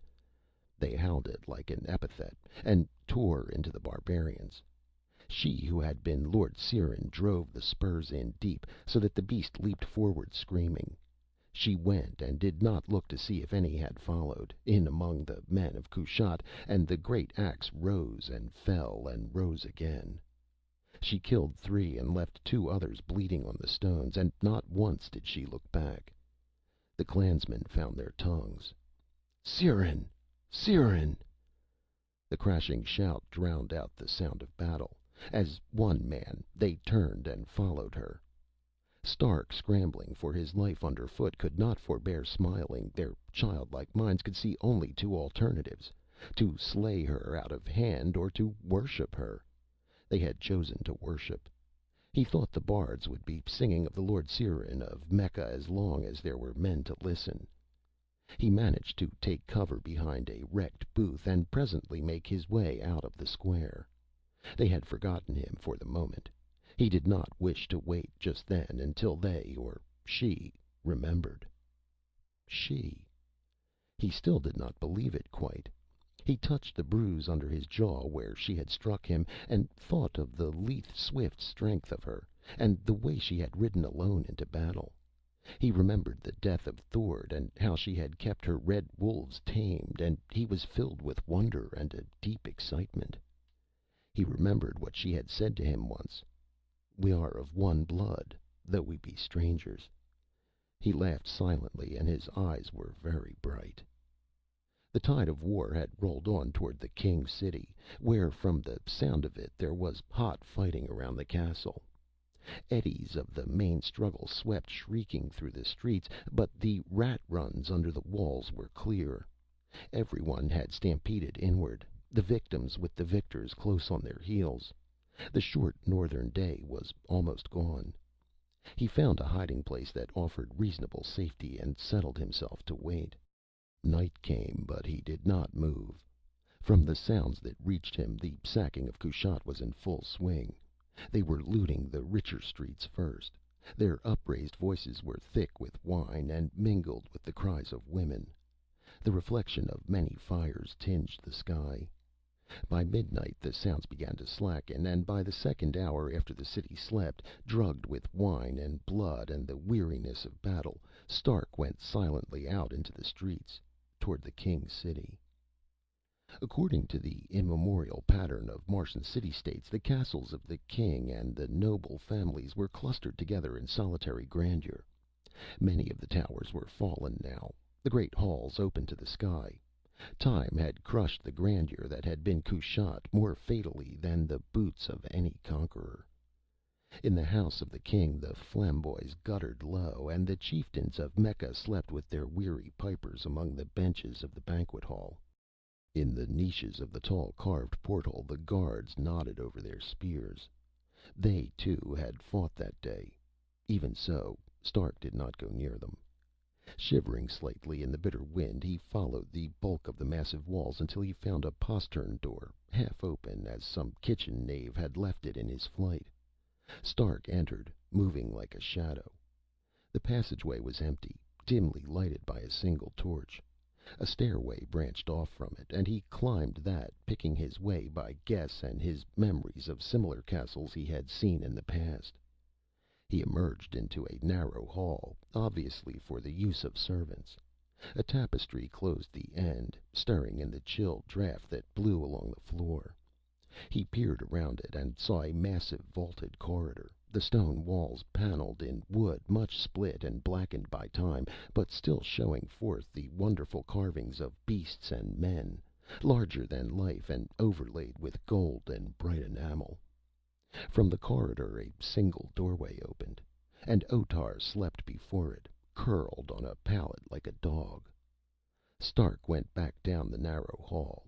He was sure that there must be a back entrance to the king's chambers, and he found the little door he was looking for. From there on was darkness. He felt his way, stepping with infinite caution, and presently there was a faint gleam of light filtering around the edges of another curtain of heavy tapestry. He crept toward it and heard a man's slow breathing on the other side. He drew the curtain back a careful inch. The man was sprawled on a bench athwart the door. He slept the honest sleep of exhaustion, his sword in his hand, the stains of his day's work still upon him. He was alone in the small room. A door in the farther wall was closed. Stark hit him and caught the sword before it fell. The man grunted once and became utterly relaxed. Stark bound him with his own harness and shoved a gag in his mouth and went on through the door in the opposite wall. The room beyond was large and high and full of shadows. A fire burned low on the hearth, and the uncertain light showed dimly the hangings and the rich stuffs that carpeted the floor, and the dark, sparse shapes of furniture. Stark made out the latticed work of a covered bed, let into the wall after the northern fashion. She was there, sleeping, her red gold hair the color of the flames. He stood a moment watching her, and then, as though she sensed his presence, she stirred and opened her eyes. She did not cry out. He had known that she would not. There was no fear in her. She said with a kind of wry humor, "I will have a word with my guards about this." She flung aside the covering and rose. She was almost as tall as he, white-skinned and very straight. He noted the long thighs, the narrow loins and magnificent shoulders, the small virginal breasts. She moved as a man moves, without coquetry. A long furred gown, that Stark guessed had lately graced the shoulders of the king, lay over a chair. She put it on. "Well, wild man?" "I have come to warn you." He hesitated over her name, and she said, "My mother named me Ciara, if that seems better to you." She gave him her falcon's glance. "I could have slain you in the square, but now I think you did me a service. The truth would have come out sometime, better then, when they had no time to think about it." She laughed. "They will follow me now, over the edge of the world, if I ask them." Stark said slowly, "Even beyond the gates of death?" "Certainly there. Above all, there." She turned to one of the tall windows and looked out at the cliffs and the high notch of the pass, touched with greenish silver by the little moons. "Ban Cruach was a great king. He came out of nowhere to rule the Norlands with a rod of iron, and men speak of him still as half a god. Where did he get his power, if not from beyond the gates of death? Why did he go back there at the end of his days, if not to hide away his secret? Why did he build Kushat to guard the pass forever, if it is not to hoard that power out of reach of all the other nations of Mars? Yes, Stark, my men will follow me, and if they do not, I will go alone." You are not Ban Cruach, nor am I. He took her by the shoulders. Listen, Ciara. You're already king in the Norlands, and half a legend as you stand. Be content. Content! Her face was close to his, and he saw the blaze of it, the white intensity of ambition and of iron pride. Are you content? She asked him. Have you ever been content? He smiled. For strangers, we do know each other well. No, but the spurs are not so deep in me. The wind and the fire. One spends its strength in wandering, the other devours. But one can help the other. I made you an offer once, and you said you would not bargain unless you could look into my eyes. Look now. He did, and his hands upon her shoulders trembled. No, he said harshly. You're a fool, Ciara. Would you be as Otar, mad with what you have seen? Otar is an old man, and likely crazed before he crossed the mountains. Besides, I am not Otar. Stark said somberly. Even the bravest may break. Ban Cruach himself. She must have seen the shadow of that horror in his eyes, for he felt her body tense. What of Ban Cruach? What do you know, Stark? Tell me. He was silent, and she went from him angrily. You have the talisman, she said. That I am sure of, and if need be I will flay you alive to get it. She faced him across the room. But whether I get it or not, I will go through the gates of death. I must wait now until after the thaw. The warm wind will blow soon, and the gorges will be running full. But afterward I will go, and no talk of fears and demons will stop me. She began to pace the room with long strides, and the full skirts of the gown made a subtle whispering about her. You do not know, she said in a low and bitter voice. I was a girl child, without a name. By the time I could walk, I was a servant in the house of my grandfather. The two things that kept me living were pride and hate. I left my scrubbing of floors to practice arms with the young boys. I was beaten for it every day, but every day I went. I knew even then that only force would free me. And my father was a king's son, a good man of his hands. His blood was strong in me. I learned. She held her head very high. She had earned the right to hold it so. She finished quietly. I have come a long way. I will not turn back now. Ciara. Stark came and stood before her. I am talking to you as a fighting man, an equal. There may be power behind the gates of death. I do not know. But this I have seen. Madness, horror, an evil that is beyond our understanding. I think you will not accuse me of cowardice. And yet I would not go into that pass for all the power of all the kings of Mars. Once started, he could not stop. The full force of that dark vision of the talisman swept over him again in memory. He came closer to her, driven by the need to make her understand. Yes, I have the talisman, and I have had a taste of its purpose. I think Ban Cruach left it as a warning so that none would follow him. I have seen the temples and the palaces glitter in the ice. I have seen the gates of death, not with my own eyes, Ciara, but with his, with the eyes and the memories of Ban Cruach. He had caught her again, his hands strong on her strong arms. Will you believe me, or must you see for yourself the dreadful things that walk those buried streets, the shapes that rise from nowhere in the mists of the pass? Her gaze burned into his. Her breath was hot and sweet upon his lips, and she was like a sword between his hands, shining and unafraid. Give me the talisman. Let me see. He answered furiously.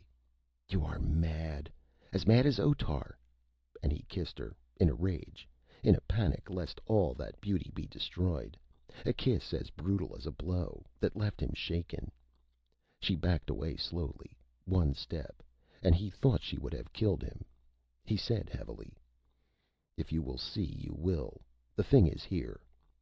He opened the boss and laid the crystal in her outstretched hand. He did not meet her eyes. Sit down. Hold the flat side against your brow. She sat, in a great chair of carven wood. Stark noticed that her hand was unsteady, her face the color of white ash. He was glad she did not have the axe where she could reach it. She did not play at anger.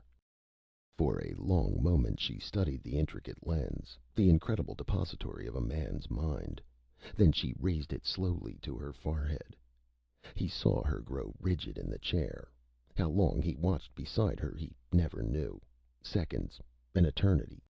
He saw her eyes turn blank and strange, and a shadow came into her face, changing it subtly, altering the lines, so that it seemed almost a stranger was peering through her flesh. All at once, in a voice that was not her own, she cried out terribly, "Oh, gods of Mars!" The talisman dropped, rolling to the floor, and Ciara fell forward into Stark's arms. He thought at first that she was dead. He carried her to the bed in an agony of fear that surprised him with its violence, and laid her down, and put his hand over her heart. It was beating strongly. Relief that was almost a sickness swept over him. He turned, searching vaguely for wine, and saw the talisman. He picked it up and put it back inside the boss. A jeweled flagon stood on a table across the room. He took it and started back, and then abruptly there was a wild clamor in the hall outside, and Otar was shouting Ciara's name, pounding on the door. It was not barred. In another moment they would burst through, and he knew that they would not stop to inquire what he was doing there. He dropped the flagon and went out swiftly, the way he had come. The guard was still unconscious. In the narrow hall beyond, Stark hesitated. A woman's voice was rising high above the tumult in the main corridor, and he thought he recognized it. He went to the tapestry curtain and looked for the second time around its edge. The lofty space was full of men, newly wakened from their heavy sleep and as nervous as so many bears. Thanis struggled in the grip of two of them. Her scarlet kirtle was torn, her hair flying in wild elf locks, and her face was the face of a mad thing. The whole story of the doom of Kushat was written large upon it. She screamed again and again, and would not be silenced. "Tell her! Tell the witch that leads you! Tell her that she is already doomed to death with all her army!" Otar opened up the door of Ciara's room. Thanis surged forward. She must have fled through all that castle before she was caught, and Stark's heart ached for her. "You!" she shrieked through the doorway, and poured out all the filth of the Quarter upon Ciara's name. "Balin has gone to bring doom upon you. He will open wide the gates of death, and then you will die, die, die!" Stark felt the shock of a terrible dread as he let the curtain fall. Mad with hatred against conquerors, Balin had fulfilled his raging promise and had gone to fling open the gates of death. Remembering his nightmare vision of the shining evil ones whom Ban Cruach had long ago prisoned beyond those gates, Stark felt a sickness grow within him as he went down the stair and out the postern door. It was almost dawn. He looked up at the brooding cliffs, and it seemed to him that the wind in the pass had a sound of laughter that mocked his growing dread. He knew what he must do if an ancient, mysterious horror was not to be released upon Kushat. I may still catch Balin before he has gone too far. If I don't... He dared not think of that. He began to walk very swiftly through the night streets, toward the distant, towering gates of death. Chapter 7. It was past noon. He had climbed high toward the saddle of the pass. Kushat lay small below him, and he could see now the pattern of the gorges, cut ages deep in the living rock that carried the spring torrents of the watershed around the mighty ledge on which the city was built. The pass itself was channeled, but only by its own snows and melting ice. It was too high for a watercourse. Nevertheless, Stark thought a man might find it hard to stay alive if he were caught there by the thaw. He had seen nothing of Balin. The gods knew how many hours' start he had. Stark imagined him scrambling wide-eyed over the rocks, driven by the same madness that had sent Thanis up into the castle to call down destruction on Ciara's head. The sun was brilliant, but without warmth. Stark shivered, and the icy wind blew strong. The cliffs hung over him, vast and sheer and crushing, and the narrow mouth of the pass was before him. He would go no farther. He would turn back now. But he did not. He began to walk forward, into the gates of death. The light was dim and strange at the bottom of that cleft. Little veils of mist crept and clung between the ice and the rock, thickened, became more dense as he went farther and farther into the pass. He could not see, and the wind spoke with many tongues, piping in the crevices of the cliffs. The steps of the Earthman slowed and faltered. He had known fear in his life before, but now he was carrying the burden of two men's terrors, Ban Cruach's and his own. He stopped, enveloped in the clinging mist. He tried to reason with himself that Ban Cruach's fears had died 1,000,000 years ago, that Otar had come this way and lived, and Balin had come also. But the thin veneer of civilization sloughed away and left him with the naked bones of truth. His nostrils twitched to the smell of evil, the subtle, unclean taint that only a beast, or one as close to it as he, can sense and know. Every nerve was a point of pain, raw with apprehension.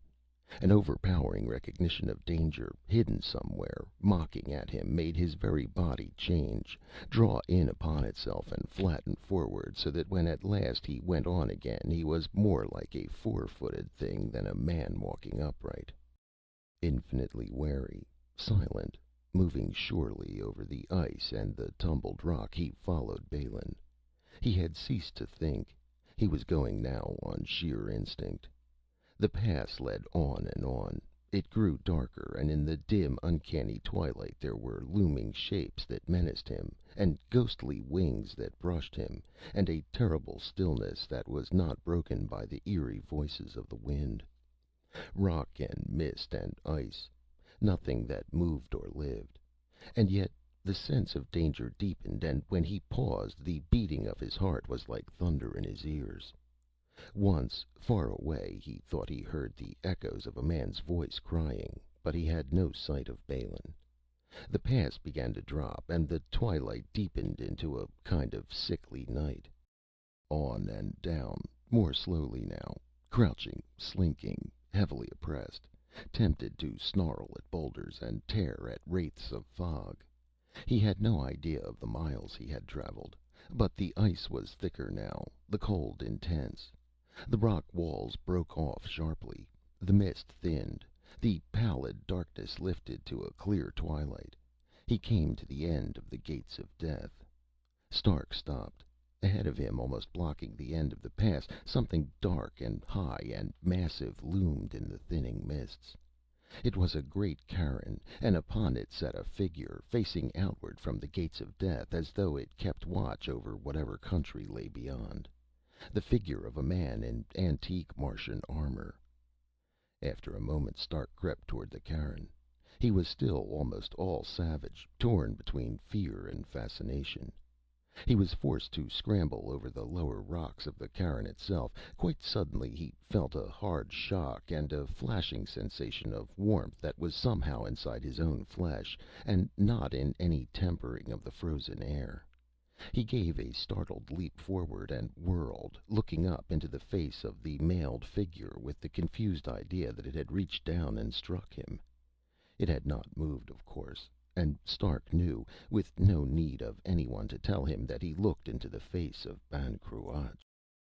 It was a face made for battles, and for ruling. The bony ridges harsh and strong, the hollows under them worn deep with years. Those eyes, dark shadows under the rusty helm, had dreamed high dreams, and neither age nor death had conquered them. And even in death, Ban Cruach was not unharmed. Clad as for battle in his ancient mail, he held upright between his hands a mighty sword. The pommel was a ball of crystal large as a man's fist, that held within it a spark of intense brilliance. The little blinding flame throbbed with its own force, and the sword blade blazed with a white, cruel radiance. Ban Cruach, dead but frozen to eternal changelessness by the bitter cold, sitting here upon his cairn for 1,000,000 years, and warding forever the inner gate of the gates of death, as his ancient city of Kushat warded the outer. Stark took two cautious steps closer to Ban Cruach, and felt again the shock and the flaring heat in his blood. He recoiled, satisfied. The strange force in the blazing sword made an invisible barrier across the mouth of the pass, protected Ban Cruach himself. A barrier of short waves, he thought, of the type used in deep therapy, having no heat in themselves, but increasing the heat in body cells by increasing their vibration. But these waves were stronger than any he had known before. A barrier, a wall of force, closing the inner end of the gates of death. A barrier that was not designed against man. Stark shivered. He turned from the somber, brooding form of Ban Cruach, and his eyes followed the gaze of the dead king out beyond the cairn. He looked across this forbidden land within the gates of death. At his back was the mountain barrier. Before him, a handful of miles to the north, the terminus of the polar cap rose like a cliff of bluish crystal soaring up to touch the early stars. Locked in between those two titanic walls was a great valley of ice. White and glimmering that valley was, and very still and very beautiful, the ice shaped gracefully into curving domes and hollows. And in the center of it stood a dark tower of stone, a cyclopean bulk that Stark knew must go down an unguessable distance to its base on the bedrock. It was like the tower in which Camar had died, but this one was not a broken ruin. It loomed with alien arrogance, and within its bulk pallid lights flickered eerily, and it was crowned by a cloud of shimmering darkness. It was like the tower of his dread vision, the tower that he had seen not as Eric John Stark, but as Ban Cruach. Stark's gaze dropped slowly from the evil tower to the curving ice of the valley, and the fear within him grew beyond all bounds. He had seen that, too, in his vision. The glimmering ice, the domes and hollows of it. He had looked down through it at the city that lay beneath, and he had seen those who came and went in the buried streets. Stark hunkered down. For a long while he did not stir. He did not want to go out there. He did not want to go out from the grim, warning figure of Ban Cruach with his blazing sword into that silent valley. He was afraid of what he might see if he went there and looked down through the ice, afraid of the final dread fulfillment of his vision. But he had come after Balin, and Balin must be out there somewhere. He did not want to go, but he was himself, and he must. He went, going very softly out toward the tower of stone, and there was no sound in all that land. The last of the twilight had faded. The ice gleamed faintly luminous under the stars, and there was light beneath it, a soft radiance that filled all the valley with the glow of a buried moon. Stark tried to keep his eyes upon the tower. He did not wish to look down at what lay under his stealthy feet. Inevitably, he looked. The temples and the palaces glittering in the ice, level upon level going down. Wells of soft light spanned with soaring bridges, slender spires rising. An endless variation of streets and crystal walls exquisitely patterned, above and below and overlapping, so that it was like looking down through 1,000 giant snowflakes, a metropolis of gossamer and frost, fragile and lovely as a dream, locked in the clear, pure vault of the ice. Stark saw the people of the city passing along the bright streets, their outlines blurred by the icy vault as things are half obscured by water. The creatures of vision, vaguely shining, infinitely evil. He shut his eyes and waited until the shock and the dizziness left him. Then he set his gaze resolutely on the tower and crept on, over the glassy sky that covered those buried streets. Silence. Even the wind was hushed. He had gone perhaps half the distance when the cry rang out. It burst upon the valley with a shocking violence. "Stark! Stark!" The ice rang with it. Curving ridges picked up his name and flung it back and forth with eerie crystal voices, and the echoes fled out whispering, "Stark! Stark!" until it seemed that the very mountains spoke. Stark whirled about. In the pallid gloom between the ice and the stars there was light enough to see the cairn behind him, and the dim figure atop it with the shining sword. Light enough to see Ciara, and the dark knot of riders who had followed her through the gates of death. She cried his name again. "Come back! Come back!" The ice of the valley answered mockingly, "Come back! Come back!" And Stark was gripped with a terror that held him motionless. She should not have called him. She should not have made a sound in that deathly place. A man's hoarse scream rose above the flying echoes. The riders turned and fled suddenly, the squealing, hissing beasts crowding each other, floundering wildly on the rocks of the cairn, stampeding back into the pass. Ciara was left alone. Stark saw her fight the rearing beast she rode, and then flung herself out of the saddle and let it go.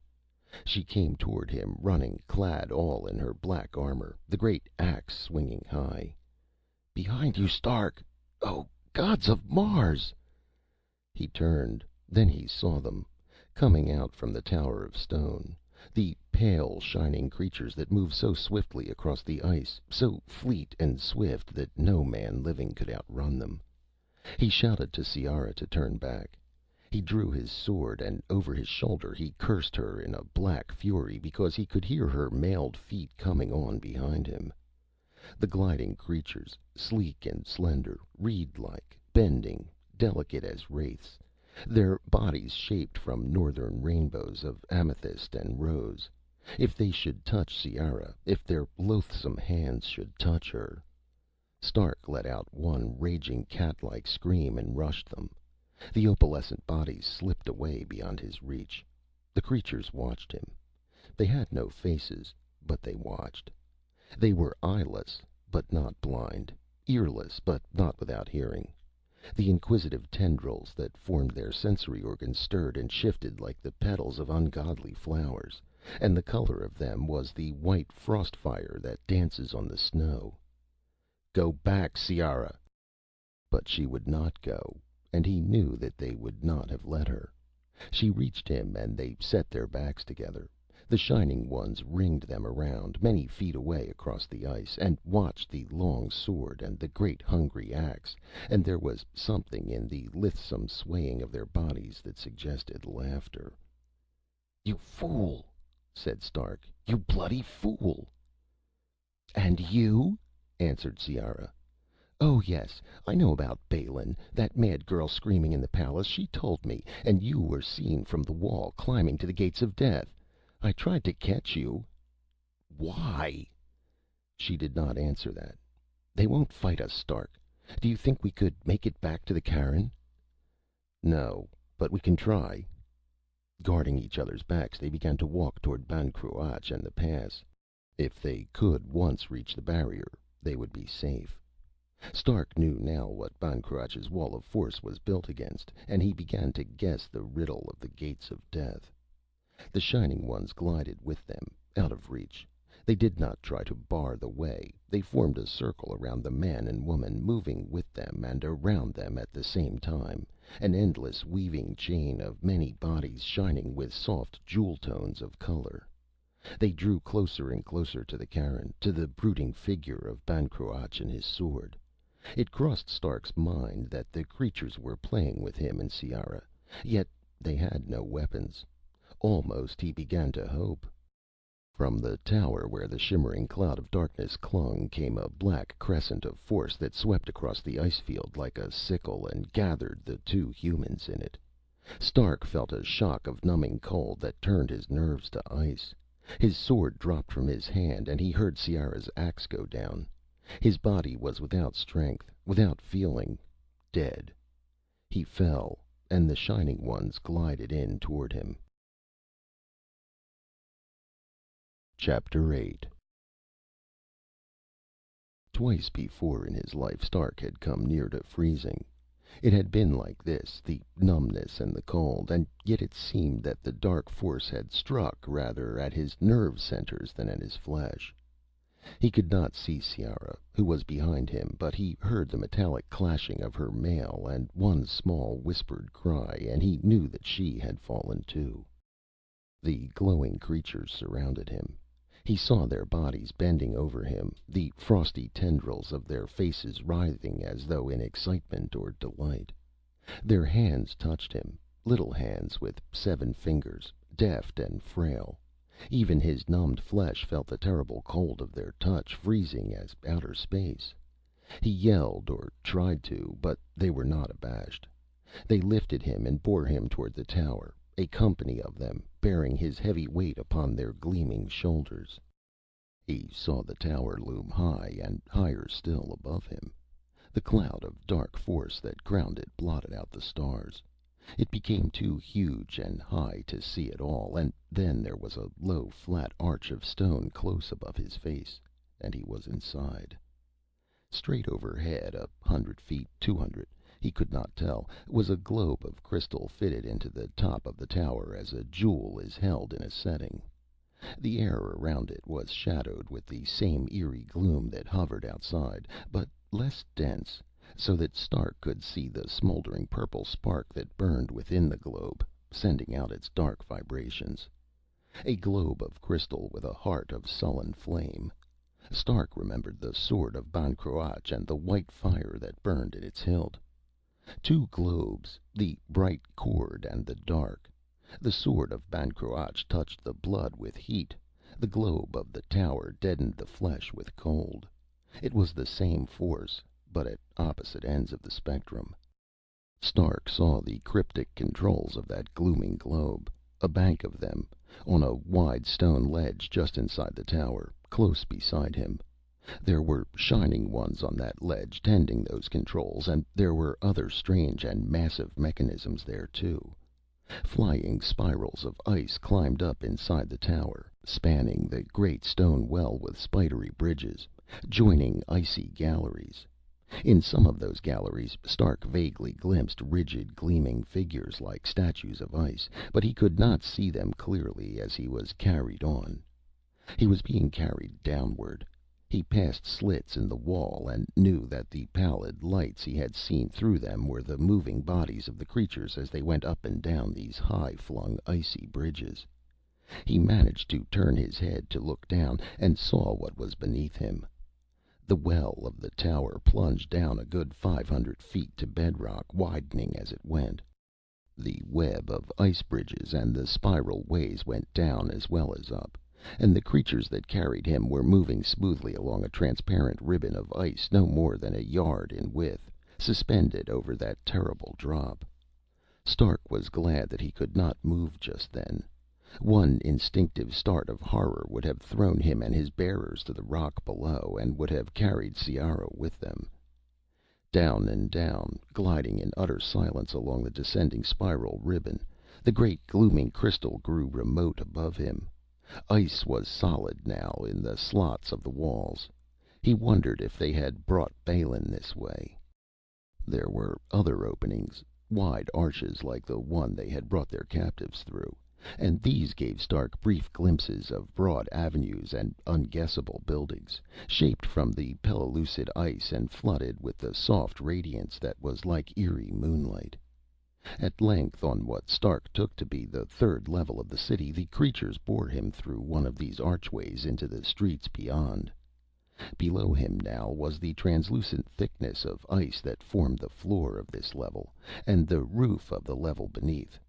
He could see the blurred tops of delicate minarets, the clustering roofs that shone like chips of diamond. Above him was an ice roof. Elfin spires rose toward it, delicate as needles. Lacy battlements and little domes, buildings star-shaped, wheel-shaped, the fantastic, lovely shapes of snow crystals frosted over with a sparkling foam of light. The people of the city gathered along the way to watch, a living, shifting rainbow of amethyst and rose and green against the pure blue-white, and there was no least whisper of sound anywhere. For some distance they went through a geometric maze of streets, and then there was a cathedral-like building, all arched and spired, standing in the center of a 12-pointed plaza. Here they turned and bore their captives in. Stark saw a vaulted roof, very slim and high, etched with a glittering tracery that might have been carving of an alien sort, delicate as the weavings of spiders. The feet of his bearers were silent on the icy paving. At the far end of the long vault sat seven of the Shining Ones in high seats marvelously shaped from the ice. And before them, gray-faced, shuddering with cold and not noticing it, drugged with a sick horror, stood Balin. He looked around once and did not speak. Stark was set on his feet, with Ciara beside him. He saw her face, and it was terrible to see the fear in her eyes that had never shown fear before. He himself was learning why men went mad beyond the gates of death. Chill, dreadful fingers touched him expertly. A flash of pain drove down his spine, and he could stand again. The seven who sat in the high seats were motionless, their bright tendrils stirring with infinite delicacy, as though they studied the three humans who stood before them. Stark thought he could feel a cold, soft fingering of his brain. It came to him that these creatures were probably telepaths. They lacked organs of speech, and yet they must have some efficient means of communications. Telepathy was not uncommon among the many races of the solar system, and Stark had had experiences with it before. He forced his mind to relax. The alien impulse was instantly stronger. He sent out his own questing thought, and felt it brush the edges of a consciousness so utterly foreign to his own that he knew he could never probe it, even had he had the skill. He learned one thing, that the shining faceless ones looked upon him with equal horror and loathing. They recoiled from the unnatural human features, and most of all, most strongly, they abhorred the warmth of human flesh. Even the infinitesimal amount of heat radiated by their half-frozen human bodies caused the ice folk discomfort. Stark marshaled his imperfect abilities and projected a mental question to the seven. "What do you want of us?" The answer came back, faint and imperfect, as though the gap between their alien minds was almost too great to bridge. And that answer was one word: freedom. Balin spoke suddenly. He voiced only a whisper, and yet the sound was shockingly loud in that crystal vault. "They have asked me already. Tell them no, Stark. Tell them no." He looked at Ciara, then a look of murderous hatred. "If you turn them loose upon Kushat, I will kill you with my own hands before I die." Stark spoke again, silently, to the seven. "I do not understand." Again the struggling, difficult thought. "We are the old race, the kings of the glacial ice. Once we held all the land beyond the mountains, outside the pass you call the Gates of Death." Stark had seen the ruins of the towers out on the moors. He knew how far their kingdom had extended. "We controlled the ice far outside the polar cap. Our towers blanketed the land with the dark force drawn from Mars itself, from the magnetic field of the planet. That radiation bars out heat from the sun, and even from the awful winds that blow warm from the south. So there was never any thaw. Our cities were many, and our race was great. Then came Ban Cruach from the south. He waged war against us. He learned the secret of the crystal globes, and learned how to reverse their force and use it against us. He, leading his army, destroyed our towers one by one and drove us back. Mars needed water. The outer ice was melted. Our lovely cities crumbled to nothing so that creatures like Ban Cruach might have water. And our people died. We retreated at last to this our ancient polar citadel beyond the Gates of Death. Even here Ban Cruach followed. He destroyed even this tower once at the time of the thaw, but this city is founded in polar ice, and only the upper levels were harmed. Even Ban Cruach could not touch the heart of the eternal polar cap of Mars. When he saw that he could not destroy us utterly, he set himself in death to guard the Gates of Death with his blazing sword, that we might never again reclaim our ancient dominion. That is what we mean when we ask for freedom. We ask that you take away the sword of Ban Cruach, so that we may once again go out through the Gates of Death." Stark cried out hoarsely, "No!" He knew the barren deserts of the south. The wastes of red dust, the dead sea bottoms, the terrible thirst of Mars, growing greater with every year of the million that had passed since Ban Cruach locked the gates of death. He knew the canals, the pitiful waterways that were all that stood between the people of Mars and extinction. He remembered the yearly release from death when the spring thaw brought the water rushing down from the north. He thought of these cold creatures going forth, building again their great towers of stone, sheathing half a world in ice that would never melt. He thought of the people of Jakara and Valkis and Barrakesh, of the countless cities of the south, watching for the flood that did not come, and falling at last to mingle their bodies with the blowing dust. He said again, "No, never." The distant thought voice of the seven spoke, and this time the question was addressed to Ciara. Stark saw her face. She did not know the Mars he knew, but she had memories of her own, the mountain valleys of Mekh, the moors, the snowy gorges.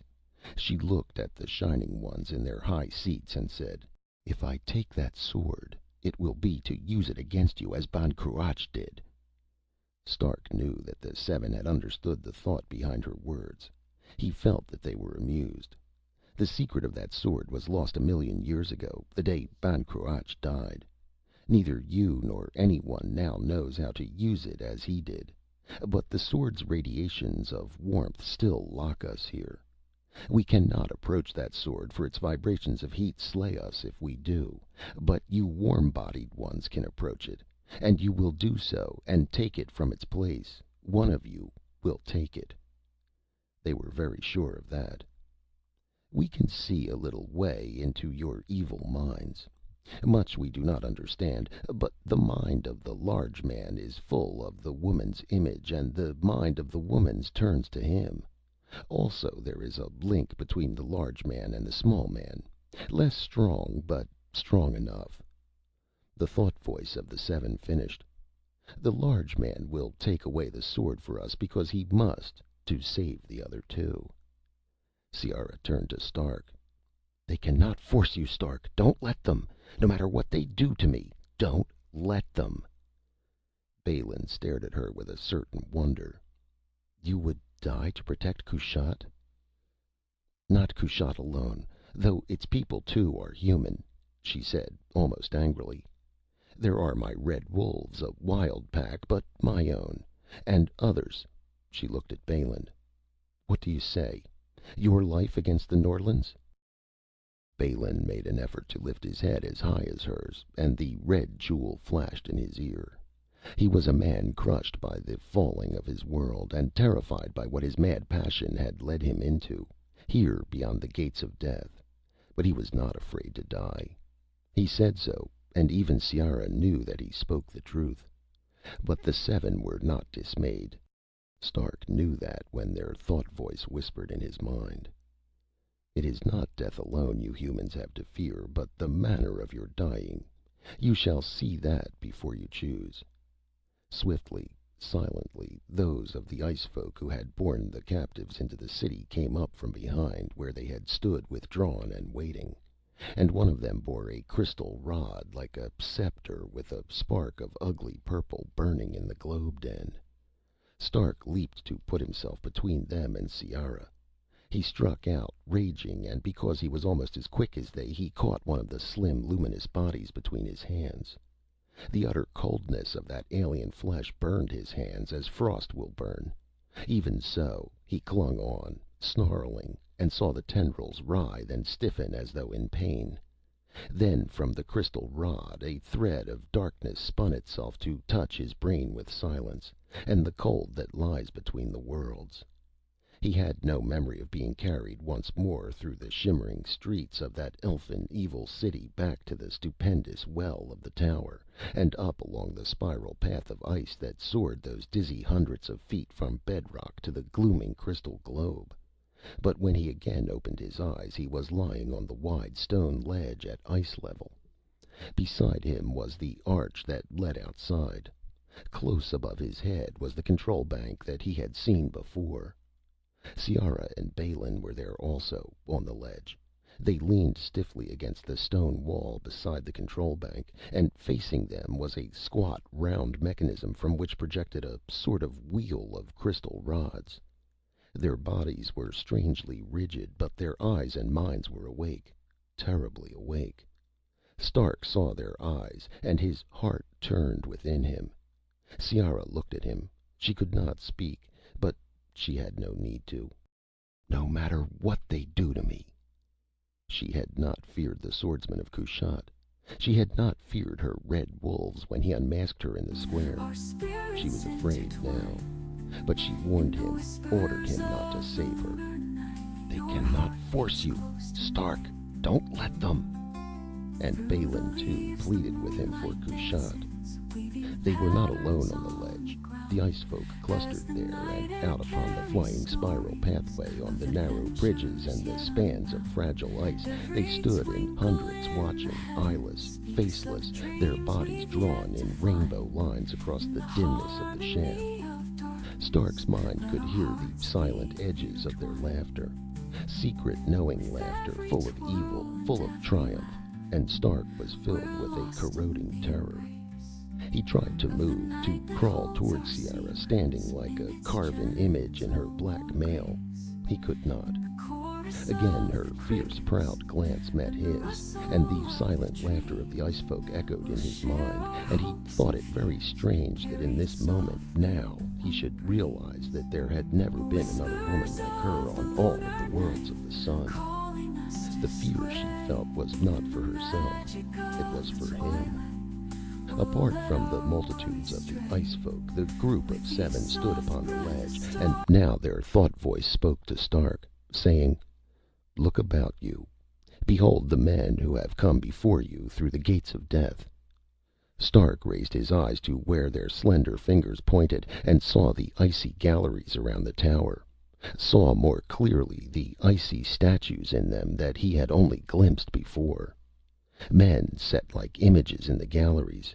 Men whose bodies were sheathed in a glittering mail of ice, sealing them forever. Warriors, nobles, fanatics and thieves, the wanderers of 1,000,000 years who had dared to enter this forbidden valley and had remained forever. He saw their faces, their tortured eyes wide open, their features frozen in the agony of a slow and awful death. "They refused us," the 7 whispered. "They would not take away the sword, and so they died, as this woman and this man will die, unless you choose to save them. We will show you, human, how they died." One of the ice folk bent and touched the squat, round mechanism that faced Balin and Ciara. Another shifted the pattern of control on the master bank. The wheel of crystal rods on that squat mechanism began to turn. The rods blurred, became a disk that spun faster and faster. High above, in the top of the tower, the great globe brooded, shrouded in its cloud of shimmering darkness. The disk became a whirling blur. The glooming shadow of the globe deepened, coalesced. It began to lengthen and descend, stretching itself down toward the spinning disk. The crystal rods of the mechanism drank the shadow in, and out of that spinning blur there came a subtle weaving of threads of darkness, a gossamer curtain winding around Ciara and Balin, so that their outlines grew ghostly and the pallor of their flesh was as the pallor of snow at night. And still Stark could not move. The veil of darkness began to sparkle faintly. Stark watched it, watched the chill motes brighten, watched the tracery of frost whiten over Ciara's mail, touch Balin's dark hair with silver. Frost. Bright, sparkling, beautiful, a halo of frost around their bodies, a dust of splintering diamond across their faces, an aureole of bright light to crown their heads. Frost. Flesh slowly hardening in marbly whiteness as the cold slowly increased, and yet their eyes still lived, and saw, and understood. The thought voice of the 7 spoke again. "You have only minutes now to decide. Their bodies cannot endure too much and live again. Behold their eyes, and how they suffer." "Only minutes, human. Take away the sword of Ban Cruach.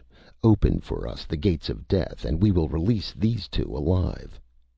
Stark felt again the flashing stab of pain along his nerves as one of the shining creatures moved behind him. Life and feeling came back into his limbs. He struggled to his feet. The hundreds of the ice folk on the bridges and galleries watched him in eager silence. He did not look at them. His eyes were on Ciara's, and now her eyes pleaded. "Don't, Stark! Don't barter the life of the Norlands for me!" The thought voice beat at Stark, cutting into his mind with cruel urgency. "Hurry, human! They are already beginning to die. Take away the sword and let them live!" Stark turned. He cried out in a voice that made the icy bridges tremble. "I will take the sword!" He staggered out then, out through the archway across the ice, toward the distant cairn that blocked the gates of death. Chapter 9. Across the glowing ice of the valley Stark went at a stumbling run that grew swifter and more sure as his cold-numbed body began to regain its functions. And behind him, pouring out of the tower to watch, came the Shining Ones. They followed after him, gliding lightly. He could sense their excitement, the cold, strange ecstasy of triumph. He knew that already they were thinking of the great towers of stone rising again above the Norlands. The crystal cities still and beautiful under the ice, all vestige of the ugly citadels of man gone and forgotten. The Seven spoke once more a warning. "If you turn toward us with the sword, the woman and the man will die, and you will die as well. For neither you nor any other can now use the sword as a weapon of offense." Stark ran on. He was thinking then only of Ciara, with the frost crystals gleaming on her marble flesh and her eyes full of mute torment. The cairn loomed up ahead, dark and high. It seemed to Stark that the brooding figure of Ban Cruach watched him coming with those shadowed eyes beneath the rusty helm. The great sword blazed between those dead, frozen hands. The ice folk had slowed their forward rush. They stopped and waited, well back from the cairn. Stark reached the edge of tumbled rock. He felt the first warm flare of the force waves in his body, and slowly the chill began to creep out from his bones. He climbed, scrambling upward over the rough stones of the cairn. Abruptly then, at Ban Cruach's feet, he slipped and fell. For a second it seemed that he could not move. His back was turned toward the ice folk. His body was bent forward, and shielded so his hands worked with feverish speed. From his cloak he tore a strip of cloth. From the iron boss he took the glittering lens, the talisman of Ban Cruach. Stark laid the lens against his brow and bound it on. The remembered shock, the flood and sweep of memories that were not his own, the mind of Ban Cruach thundering its warning, its hard-won knowledge of an ancient, epic war. He opened his own mind wide to receive those memories. Before he had fought against them. Now he knew that they were his one small chance in this swift gamble with death. Two things only of his own he kept firm in that staggering tide of another man's memories. Two names, Ciara and Balin. He rose up again. And now his face had a strange look, a curious duality. The features had not changed, but somehow the lines of the flesh had altered subtly, so that it was almost as though the old unconquerable king himself had risen again in battle. He mounted the last step or two and stood before Ban Cruach. A shudder ran through him, a sort of gathering and settling of the flesh, as though Stark's being had accepted the stranger within it. His eyes, cold and pale as the very ice that sheathed the valley, burned with a cruel light. He reached and took the sword out of the frozen hands of Ban Cruach. As though it were his own, he knew the secret of the metal rings that bound its hilt, below the ball of crystal. The savage throb of the invisible radiation beat in his quickening flesh. He was warm again, his blood running swiftly, his muscles sure and strong. He touched the rings and turned them. The fan-shaped aura of force that had closed the gates of death narrowed in, and as it narrowed, it leaped up from the blade of the sword in a tongue of pale fire, faintly shimmering, made visible now by the full focus of its strength. Stark felt the wave of horror bursting from the minds of the ice folk as they perceived what he had done, and he laughed. His bitter laughter rang harsh across the valley as he turned to face them, and he heard in his brain the shuddering, silent shriek that went up from all that gathered company. "Ban Cruach! Ban Cruach has returned!" They had touched his mind. They knew. He laughed again and swept the sword in a flashing arc, and watched the long, bright blade of force strike out more terrible than steel against the rainbow bodies of the Shining Ones. They fell, like flowers under a scythe they fell, and all across the ice the ones who were yet untouched turned about in their hundreds and fled back toward the tower. Stark came leaping down the cairn, the talisman of Ban Cruach bound upon his brow, the sword of Ban Cruach blazing in his hand. He swung that awful blade as he ran. The force beam that sprang from it cut through the press of creatures fleeing before him, hampered by their own numbers as they crowded back through the archway. He had only a few short seconds to do what he had to do. Rushing with great strides across the ice, spurning the withered bodies of the dead, and then, from the glooming darkness that hovered around the tower of stone, the black, cold beam struck down. Like a coiling whip it lashed him. The deadly numbness invaded the cells of his flesh, ached in the marrow of his bones. The bright force of the sword battled the chill invaders, and a corrosive agony tore at Stark's inner body where the antipathic radiations waged war. His steps faltered. He gave one hoarse cry of pain, and then his limbs failed and he went heavily to his knees. Instinct only made him cling to the sword. Waves of blinding anguish racked him. The coiling lash of darkness encircled him, and its touch was the abysmal cold of outer space, striking deep into his heart. "Hold the sword close. Hold it closer, like a shield. The pain is great, but I will not die unless I drop the sword." Ban Cruach the Mighty had fought this fight before. Stark raised the sword again, close against his body. The fierce pulse of its brightness drove back the cold.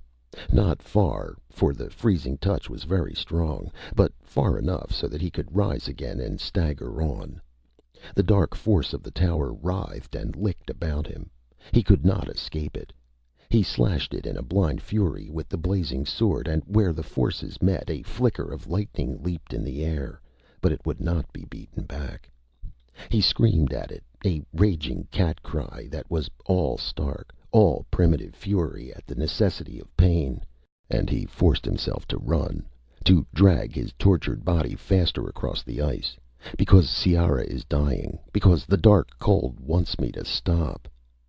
The ice folk jammed and surged against the archway, in a panic hurry to take refuge far below in their many-leveled city. He raged at them, too. They were part of the cold, part of the pain. Because of them, Ciara and Balin were dying. He sent the blade of force lancing among them, his hatred rising full tide to join the hatred of Ban Cruach that lodged in his mind. Stab and cut and slash with the long, terrible beam of brightness. They fell and fell, the hideous shining folk, and Stark sent the light of Ban Cruach's weapon sweeping through the tower itself, through the openings that were like windows in the stone. Again and again, stabbing through those open slits as he ran. And suddenly the dark beam of force ceased to move. He tore out of it, and it did not follow him, remaining stationary as though fastened to the ice. The battle of forces left his flesh. The pain was gone. He sped on to the tower. He was close now. The withered bodies lay in heaps before the arch. The last of the ice folk had forced their way inside. Holding the sword level like a lance, Stark leaped in through the arch, into the tower. The Shining Ones were dead where the destroying warmth had touched them. The flying spiral ribbons of ice were swept clean of them, the arching bridges and the galleries of that upper part of the tower. They were dead along the ledge under the control bank. They were dead across the mechanism that spun the frosty doom around Ciara and Balin. The whirling disk still hummed. Below, in that stupendous well, the crowding ice folk made a seething pattern of color on the narrow ways. But Stark turned his back on them and ran along the ledge, and in him was the heavy knowledge that he had come too late. The frost had thickened around Ciara and Balin. It encrusted them like stiffened lace, and now their flesh was overlaid with a diamond shell of ice. Surely they could not live. He raised the sword to smite down at the whirling disk, to smash it, but there was no need. When the full force of that concentrated beam struck it, meeting the focus of shadow that it held, there was a violent flare of light and a shattering of crystal. The mechanism was silent. The glooming veil was gone from around the ice-shelled man and woman. Stark forgot the creatures in the shaft below. He turned the blazing sword full upon Ciara and Balin. It would not affect the thin covering of ice. If the woman and the man were dead, it would not affect their flesh any more than it had Ban Cruach's. But if they lived, if there was still a spark, a flicker beneath that frozen mail, the radiation would touch their blood with warmth, start again the pulse of life in their bodies. He waited, watching Ciara's face. It was still as marble and as white. Something, instinct or the warning mind of Ban Cruach that had learned a million years ago to beware the creatures of the ice, made him glance behind him. Stealthy, swift and silent up the winding ways they came. They had guessed that he had forgotten them in his anxiety. The sword was turned away from them now, and if they could take him from behind, stun him with the chill force of the scepter-like rods they carried. He slashed at them with the sword. He saw the flickering beam go down and down the shaft, saw the bodies fall like drops of rain, rebounding here and there from the flying spans and carrying the living with them. He thought of the many levels of the city. He thought of all the countless thousands that must inhabit them. He could hold them off in the shaft as long as he wished, if he had no other need for the sword. But he knew as soon as he turned his back they would be upon him again, and if he should once fall... He could not spare a moment, or a chance. He looked at Ciara, not knowing what to do, and it seemed to him that the sheathing frost had melted, just a little, around her face. Desperately he struck down again at the creatures in the shaft, and then the answer came to him. He dropped the sword. The squat, round mechanism was beside him, with its broken crystal wheel. He picked it up. It was heavy. It would have been heavy for two men to lift, but Stark was a driven man. Grunting, swaying with the effort, he lifted it and let it fall out and down. Like a thunderbolt it struck among those slender bridges, the spiderweb of icy strands that spanned the shaft. Stark watched it go and listened to the brittle snapping of the ice, the final crashing of a million shards at the bottom far below. He smiled and turned again to Ciara, picking up the sword.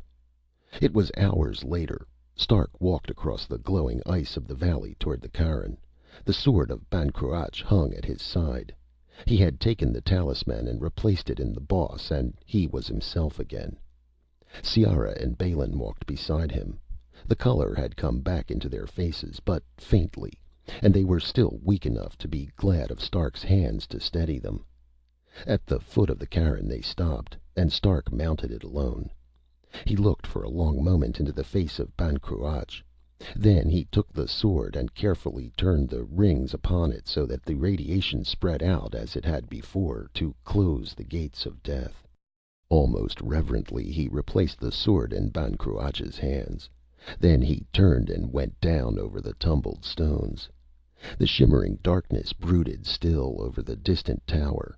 Underneath the ice, the elfin city still spread downward. The Shining Ones would rebuild their bridges in the shaft and go on as they had before, dreaming their cold dreams of ancient power. But they would not go out through the gates of death. Ban Cruach in his rusty mail was still lord of the pass, the warder of the Norlands. Stark said to the others, "Tell the story in Kushat. Tell it through the Norlands. The story of Ban Cruach and why he guards the gates of death. Men have forgotten, and they should not forget."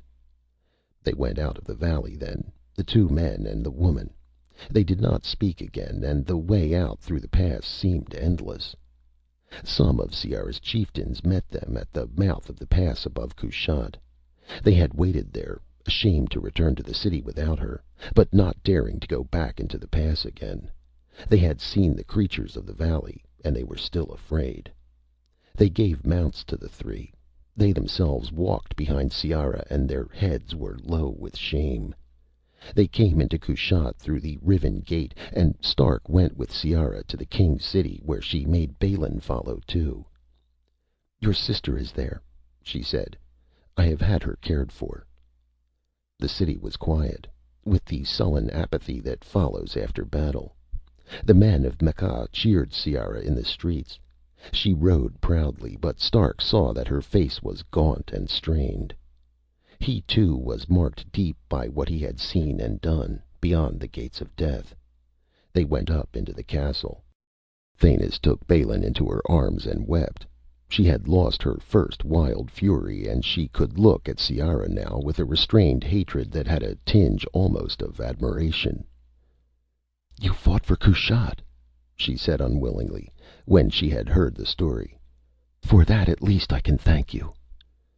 She went to Stark then, and looked up at him. "Kushat and my brother's life." She kissed him, and there were tears on her lips, but she turned to Ciara with a bitter smile.